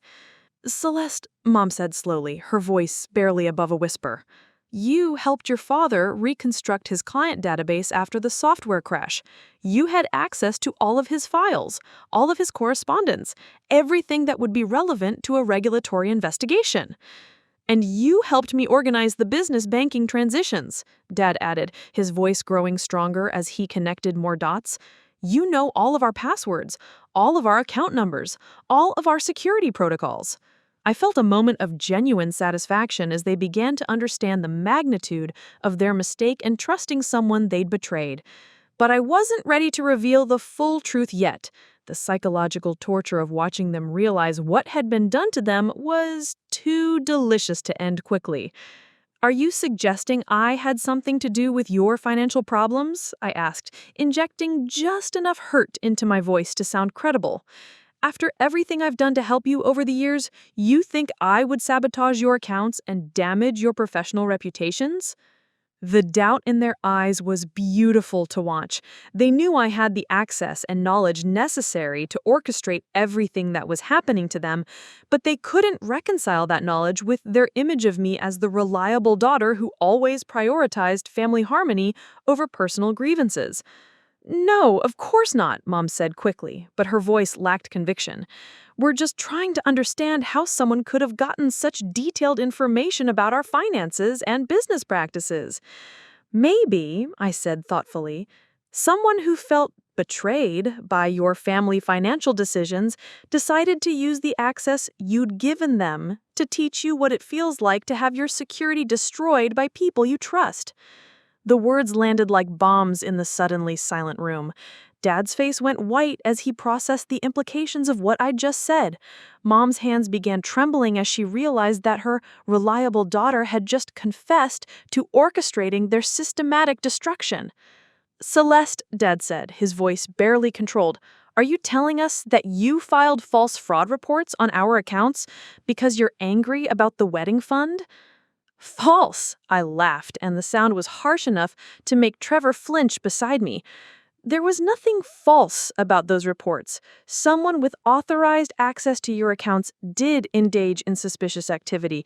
Someone did use their knowledge of your financial systems to manipulate your resources without your consent. Someone did redirect money that belonged to other people to benefit themselves." I stood up and walked to the mantelpiece where family photos documented decades of birthdays, holidays, and celebrations that now felt like evidence from a different lifetime. "The only difference," I continued, turning back to face them, "is that when you did it to me, you called it smart financial planning. When I did it to you, you called it fraud." Mom was crying now, tears streaming down her face as she realized the full implications of what I had revealed.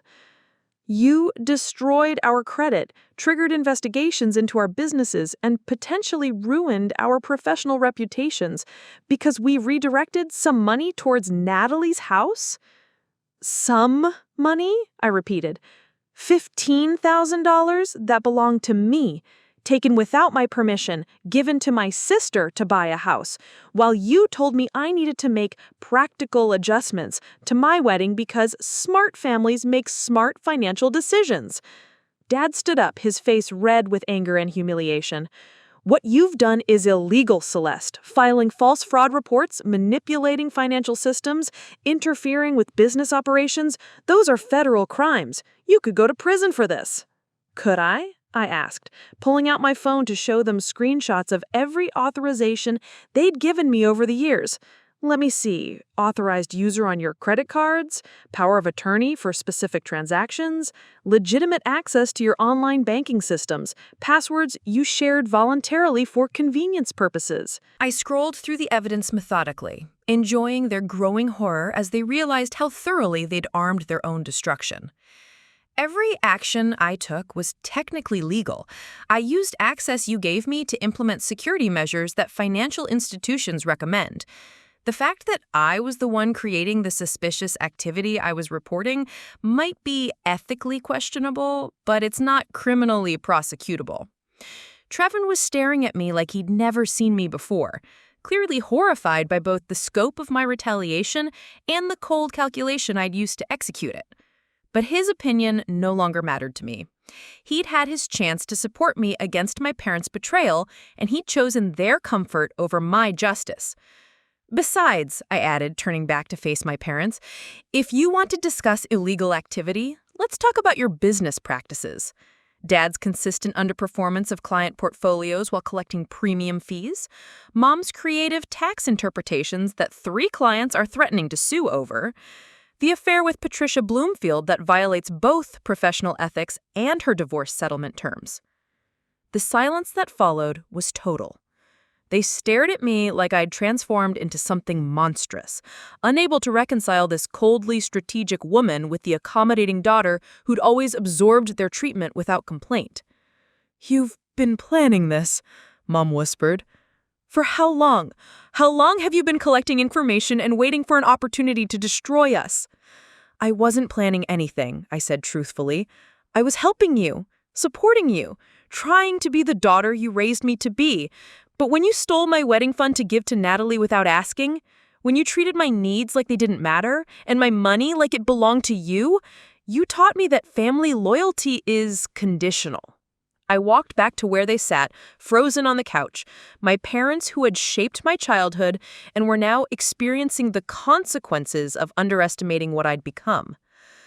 "So I decided to show you what conditional loyalty looks like when someone with access to all your secrets decides you violated the terms."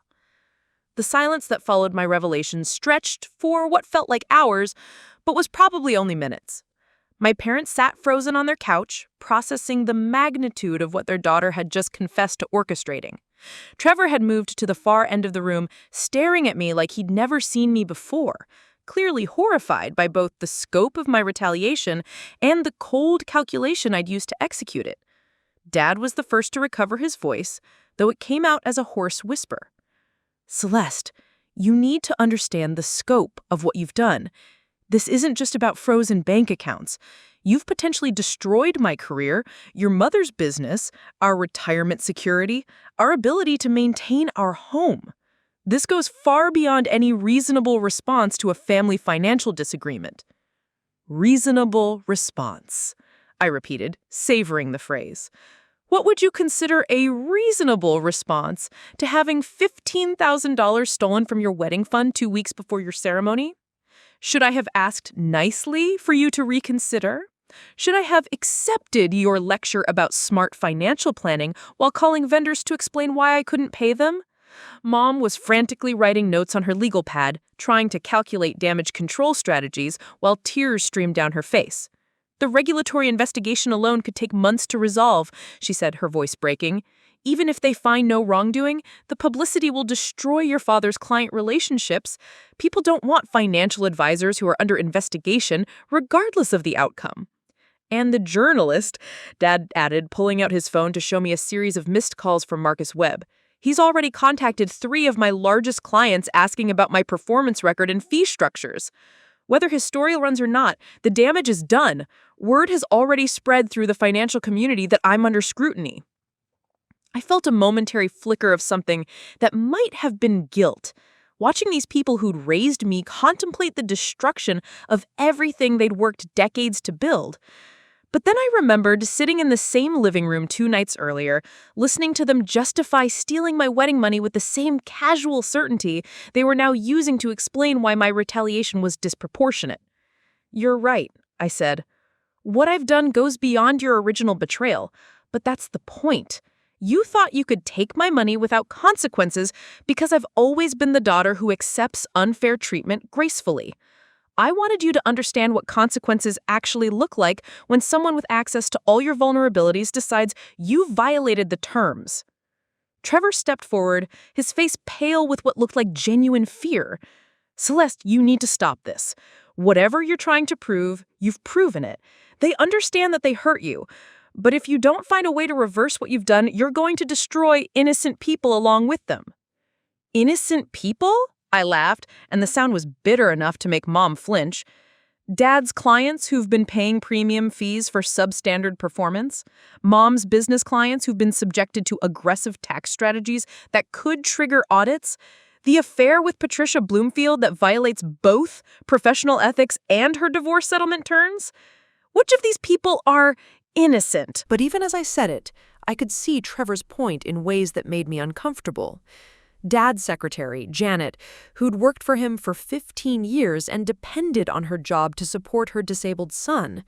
Mom's junior associates, fresh out of college with student loans and rent payments, who would lose their positions if the firm collapsed. The vendors and service providers who relied on my parents' business to maintain their own livelihoods. My retaliation wasn't just affecting the people who'd betrayed me. It was creating ripple effects that would impact dozens of innocent lives in ways I hadn't fully considered when I'd activated my systematic destruction plan. Dad seemed to recognize my momentary doubt and pressed his advantage. Sweetheart, I understand you're angry. What we did was wrong, and we should have discussed the wedding fund situation with you before making any decisions. But the punishment has to fit the crime. We made a mistake about $15,000. You've potentially cost us our careers, our home, our retirement, our reputation, everything we've built over 30 years of work.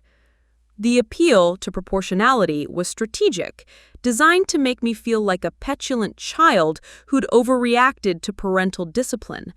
But it also revealed how completely they still misunderstood what they had done to me, and why I'd chosen nuclear retaliation over reasonable negotiation.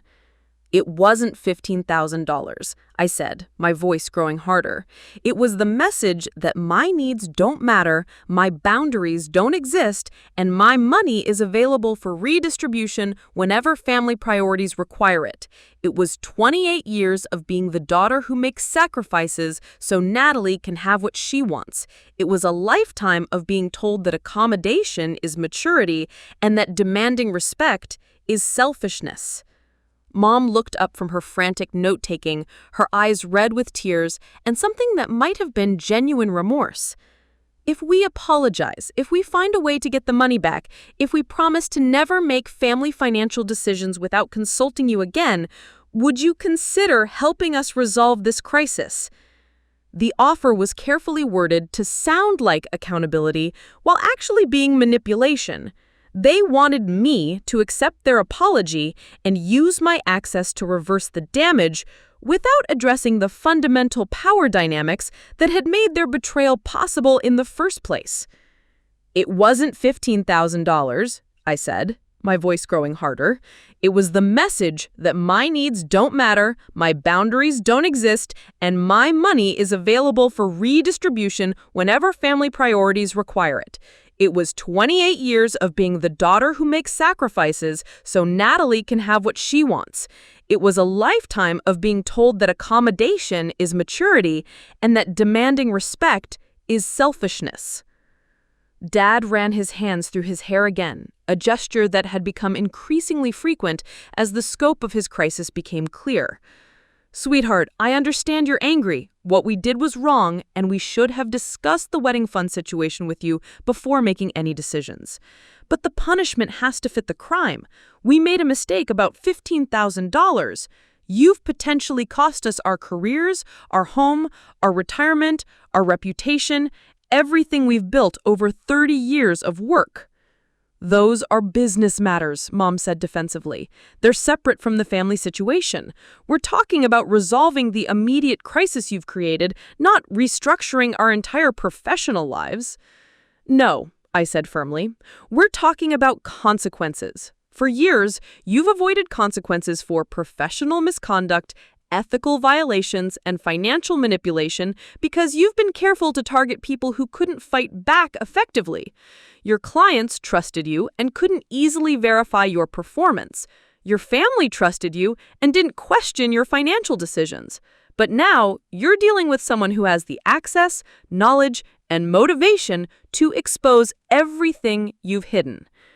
Trevor was looking at me with an expression I'd never seen before, a mixture of admiration and horror that suggested he was simultaneously impressed by my strategic capabilities and terrified by my willingness to use them. Celeste, what do you want from them? What would it take for you to consider ending this? It was a fair question, and one I hadn't fully considered during my planning phase. I'd been so focused on creating maximum damage that I hadn't thought through what resolution might look like or whether I was even interested in reconciliation. I want them to understand that betrayal has costs. I want them to experience what it feels like to have your security destroyed by people you trust. I want them to face consequences that are proportionate to the harm they've caused, not just the financial amount they stole. Dad leaned forward, desperation making his voice take on the pleading tone I'd heard him use with difficult clients. But the consequences you've created could destroy everything we've built, everything we've worked for our entire adult lives. How is that proportionate to a mistake about wedding fund allocation? The question revealed the fundamental gap between how they saw their actions and how I experienced them. To them, stealing my wedding fund was a mistake in judgment, a family financial decision that didn't work out as smoothly as they'd hoped.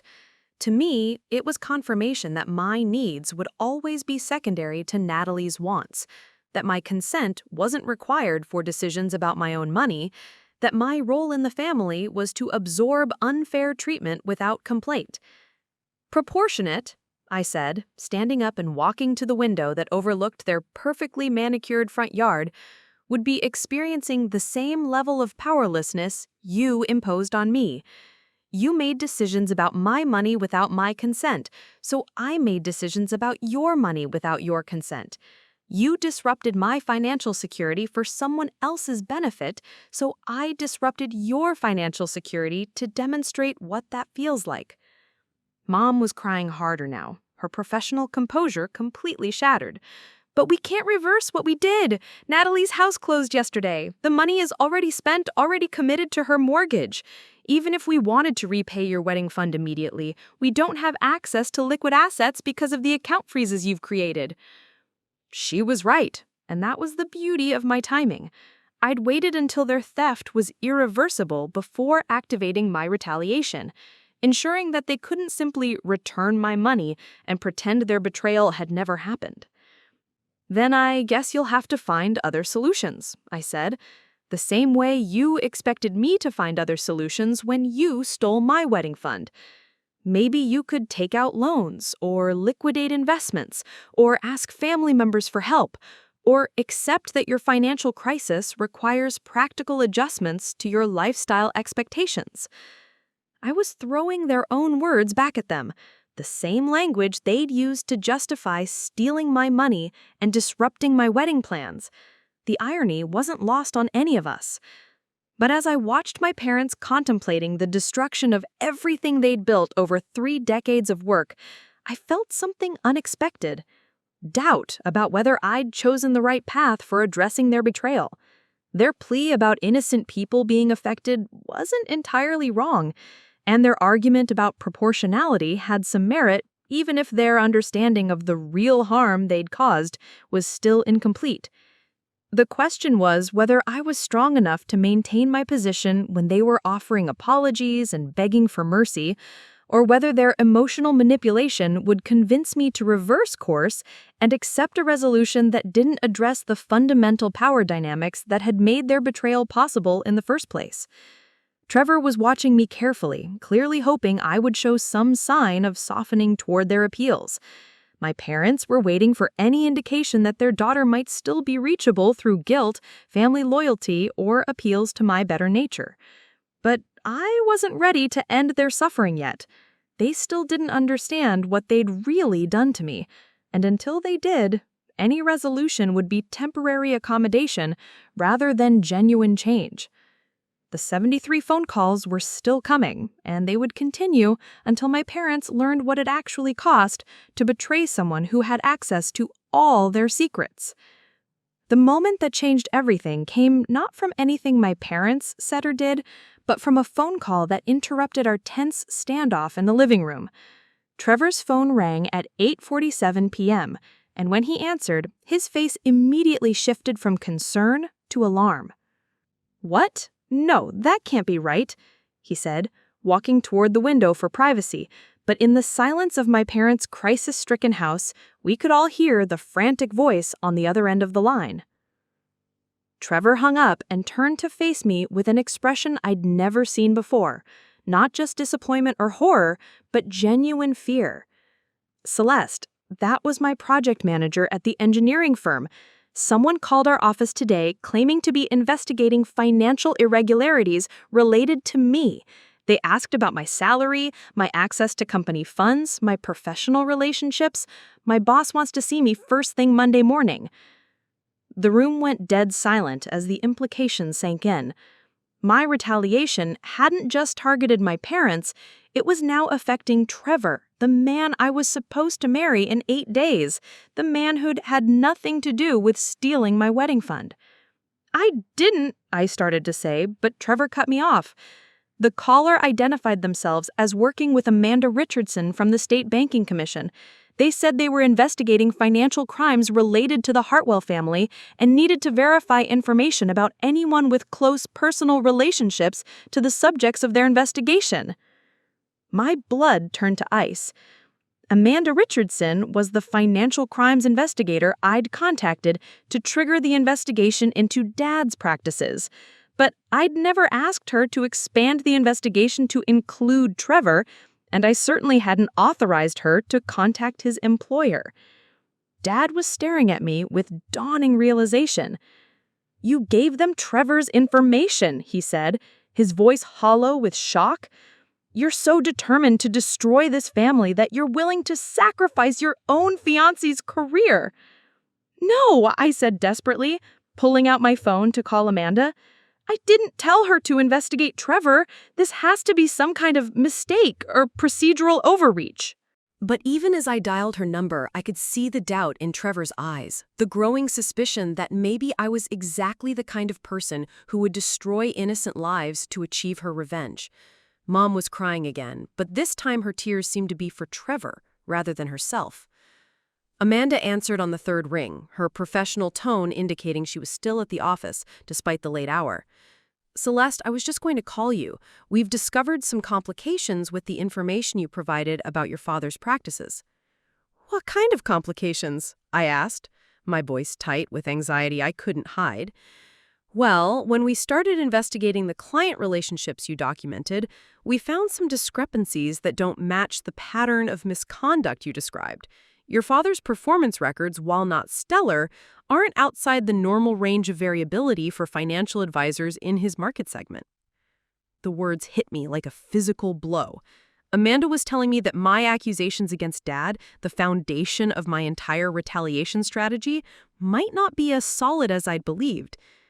"But the client complaints," I said weakly, "the underperformance, the fee structures that don't match results, are within legal boundaries, albeit on the aggressive side. However, what we did find problematic was the financial irregularities related to your joint account activity. Someone with authorized access has been manipulating family financial resources in ways that suggest possible fraud or financial abuse." The conversation was happening on speakerphone, and I could see my parents' expressions shift from desperation to something approaching vindication. Amanda was essentially telling all of us that my accusations against them were questionable, but my actions against them were potentially criminal. "What does that mean?" Trevor asked, his voice strained. "It means that the fraud reports filed against the Hartwell accounts appear to have been false reports designed to create financial chaos rather than protect against legitimate security threats. Filing false fraud reports is a federal crime, and using authorized access to manipulate someone's financial accounts constitutes financial abuse, even within families. The silence that followed was deafening. My brilliant retaliation strategy, my systematic destruction of my parents' financial infrastructure, my carefully orchestrated revenge, it was all crumbling as Amanda explained that I might be the one facing criminal charges rather than my parents. "There's more," Amanda continued, and her tone suggested she was delivering the worst news last. "The investigation has expanded to include anyone with close personal or financial relationships to the parties involved. That includes your fiancé, Mr. Manning, since you're planning to combine financial resources through marriage." Trevor sat down heavily in the nearest chair, his face pale with the realization that my war against my parents had somehow made him collateral damage in a criminal investigation that could destroy his career and reputation. "Amanda," I said desperately, "Trevor had nothing to do with any of this. He didn't even know what I was planning. He actually tried to stop me from retaliating against my parents." "That may be true," she replied, "but the investigation has to be thorough. We found financial connections between Mr. Manning and the Hartwell family accounts that need to be verified and documented. His employer was contacted as part of standard procedure to verify his employment status and access to funds." I felt the room spinning as I realized the magnitude of what I'd set in motion. My attempt to teach my parents about consequences had created consequences I'd never intended, involving innocent people in ways that could destroy their lives along with mine. Mom spoke up for the first time since the call began. "Miss Richardson, this is Catherine Hartwell. Our daughter was angry about a family financial decision, and she used her authorized access to our accounts to cause problems for us. But she's not a criminal, and her fiancé certainly isn't involved in any wrongdoing." The fact that my mother was defending me to a criminal investigator while I'd been systematically destroying her life for the past 2 days created a moment of moral clarity that was almost unbearable.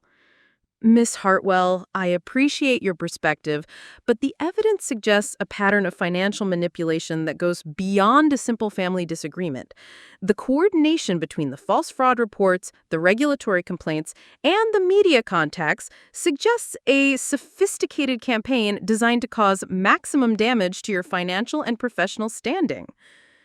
Dad stepped closer to the phone, his voice carrying the authority he developed through decades of client management. "Miss Richardson, what would it take to resolve this investigation in a way that protects everyone involved, including our daughter?" Amanda was quiet for a moment, clearly considering her response carefully. "Well, if the fraud reports were withdrawn and the accounts were unfrozen, if the regulatory complaints were revealed to be based on incomplete or misinterpreted information, and if the affected parties were willing to characterize this as a family dispute that got out of hand, rather than intentional financial crimes, we might be able to close the investigation without formal charges." The offer hung in the air like a lifeline, but it required something I wasn't sure I could give: admitting that my retaliation had been wrong, withdrawing all my accusations, and essentially letting my parents off the hook for stealing my wedding fund. Trevor was looking at me with an expression that clearly communicated his expectations. He wanted me to take Amanda's offer, reverse what I'd done, and find a way to salvage both our wedding and our future from the wreckage of my revenge campaign. But what hit me hardest was realizing that my parents, the people I'd been trying to destroy, were now trying to protect me from the legal consequences of my own actions. Mom's instinct to defend me to the criminal investigator, Dad's immediate focus on finding a resolution that would keep me out of jail. They were acting like parents who loved their daughter even after she'd betrayed them in the most devastating way possible. "Celeste," Amanda said, her tone becoming more personal, "I need to know your intentions. Are you willing to work with us to resolve this situation, or do we need to proceed with a formal criminal investigation?" The question forced me to confront the real consequences of my choices. I could maintain my position, continue fighting my parents despite the evidence that my accusations were questionable, and risk criminal charges that would destroy not just my wedding, but my entire future. Or I could admit that my retaliation had gone too far, reverse what I'd done, and try to find a way forward that didn't involve destroying everyone I claimed to love. Looking around the room at Trevor's frightened face, my parents' desperate expressions, and the wreckage of relationships that had taken decades to build, I finally understood what my need for revenge had actually cost. The 73 phone calls I'd mentioned at the beginning of this story weren't just my parents panicking about frozen accounts. 23 of them were from Trevor's colleagues and supervisors asking about his involvement in financial crimes. 15 were from Amanda Richardson's office requesting additional documentation and interviews. 12 were from journalists following up on stories that were spiraling beyond anything I'd intended. My systematic retaliation had created a cascade of consequences that was affecting innocent people, destroying relationships that had nothing to do with my parents' betrayal, and threatening to turn me into exactly the kind of person who would sacrifice anyone and anything to achieve her goals. Standing in my parents' living room, surrounded by the wreckage of my revenge, I had to decide whether I was strong enough to admit I'd been wrong and work toward a resolution that prioritized healing over justice, or whether I would double down on my destructive path and accept whatever consequences followed. The choice I made in that moment would determine not just whether I went to prison, but whether I was the kind of person who deserved the love of the people I'd been trying to punish. The silence that followed Amanda's ultimatum stretched for what felt like an eternity. I stood in my parents' living room, surrounded by the wreckage of relationships that had taken decades to build, facing a choice that would define not just my immediate future, but the kind of person I was going to become. "I'll do it," I said quietly, my voice barely audible in the tense silence. "I'll withdraw the fraud reports, clarify the regulatory complaints, and take full responsibility for what I've done." The relief that flooded my parents' faces was immediate and overwhelming. Mom actually sobbed with what sounded like gratitude, while Dad closed his eyes and exhaled like a man who'd been holding his breath for days. Trevor's expression was more complex. Relief mixed with something that might have been respect for my willingness to admit I'd been wrong. "Amanda," I said into the phone, "what do I need to do to fix this?" Her response was characteristically professional. "You'll need to contact each institution where you filed fraud reports and formally withdraw them, acknowledging that the suspicious activity you reported was actually authorized activity that you had initiated yourself. You'll need to work with your parents to provide documentation showing that your access to their accounts was legitimate and that your actions, while misguided, weren't intended as criminal fraud."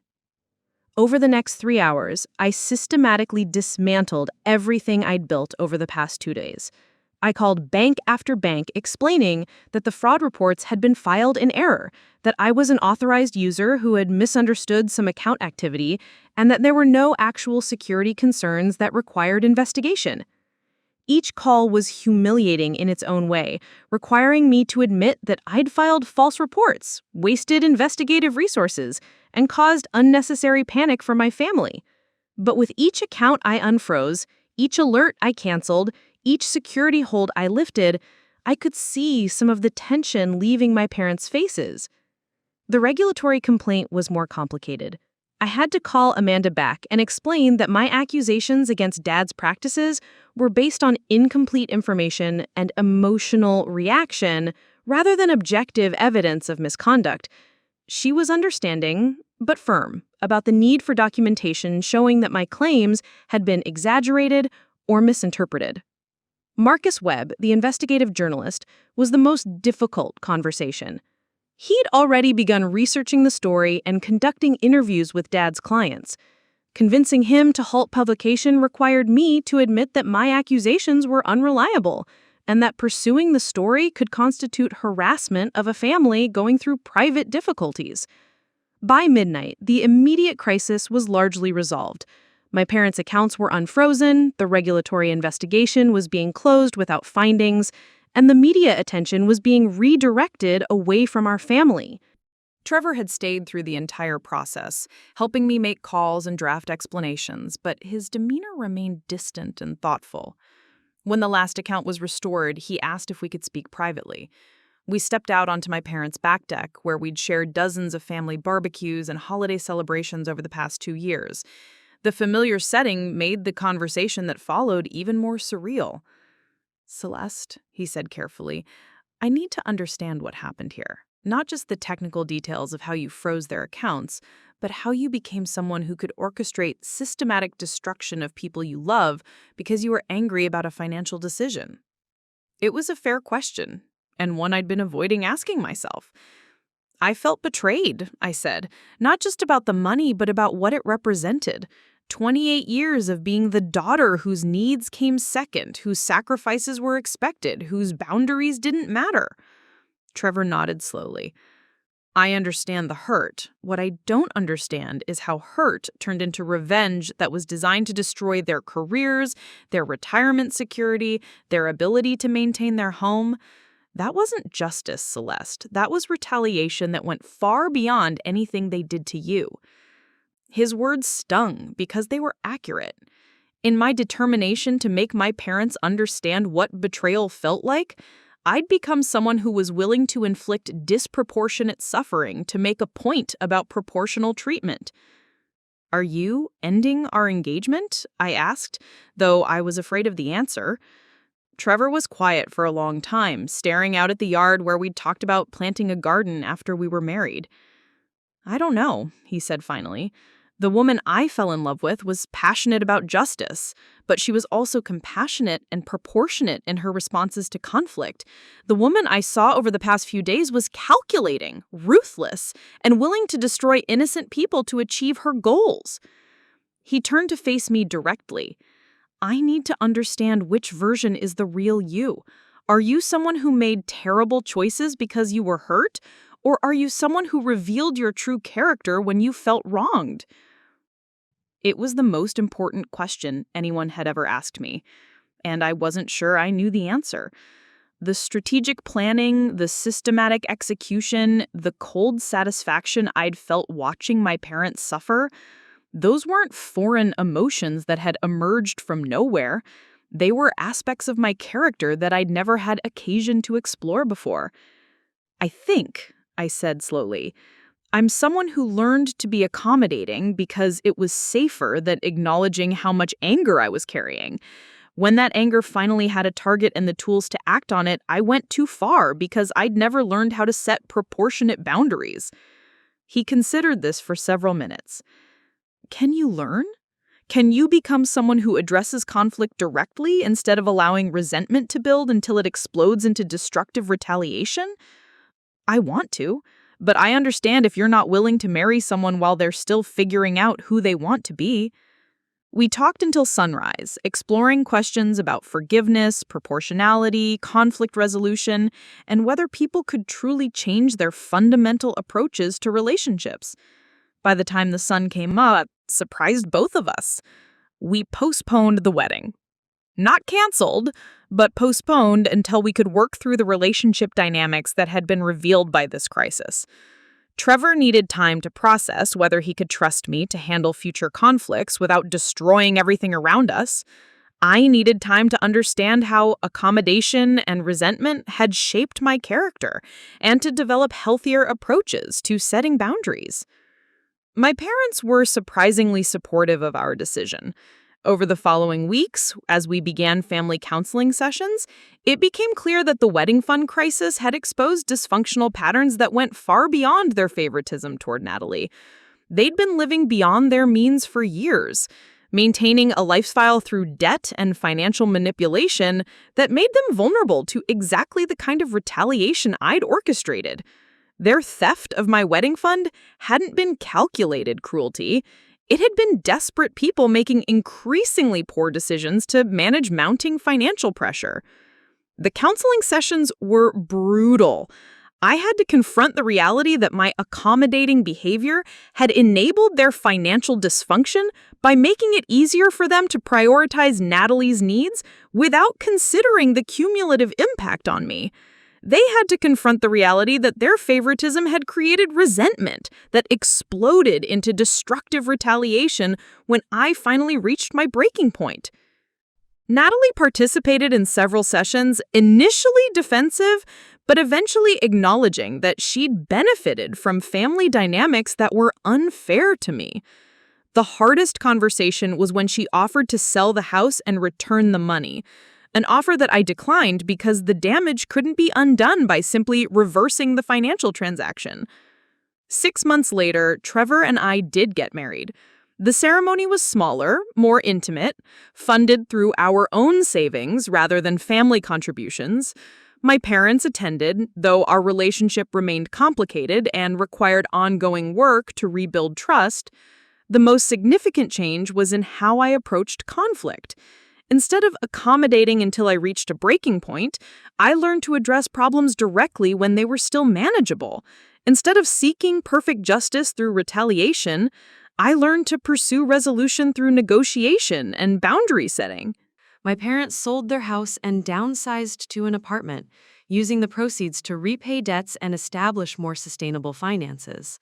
Dad's client relationships survived the brief regulatory scrutiny, though he implemented more transparent fee structures and performance reporting.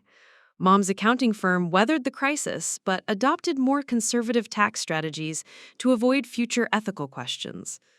The wedding fund was never repaid in a traditional sense, but over the following years, my parents demonstrated their commitment to treating me as an equal member of the family through consistent actions rather than grand gestures. They consulted me on major financial decisions, respected my boundaries about gift giving and loans, and made sure that family resources were distributed more equitably. 2 years later, when Trevor and I bought our first house, they offered to help with the down payment, an offer we accepted, but with clear terms and documentation that protected everyone involved. When we had our first child, they provided childcare support that respected our parenting decisions rather than imposing their preferences. The most important lesson I learned wasn't about family dynamics or financial boundaries. It was about the difference between seeking justice and seeking revenge. Justice aims to restore balance and prevent future harm. Revenge aims to inflict suffering proportionate to the pain you've experienced, regardless of whether that suffering serves any constructive purpose. My retaliation against my parents had been revenge masquerading as justice, and it had nearly destroyed relationships and lives that mattered more to me than my need to make a point about betrayal. Looking back, I understand why that crisis became the story I needed to tell. Not because my revenge was justified, but because it illustrates what happens when accommodation and resentment replace communication and boundary setting in family relationships. If you're watching this and recognizing patterns from your own family, I want you to understand something crucial. You don't have to choose between being a doormat and being destructive. You can address unfair treatment directly, set clear boundaries, and demand respect without declaring war on people you love. The most powerful lesson from those 73 phone calls wasn't about the chaos I could create. It was about the relationships I could have lost if I'd chosen revenge over repair, retaliation over reconciliation, and destruction over the harder work of building something better. Sometimes the greatest victory isn't proving you can destroy your enemies. Sometimes it's discovering you're strong enough to transform them back into family. Up next, you've got 2 more standout stories right on your screen. If this one hit the mark, you won't want to pass these up. Just click and check them out.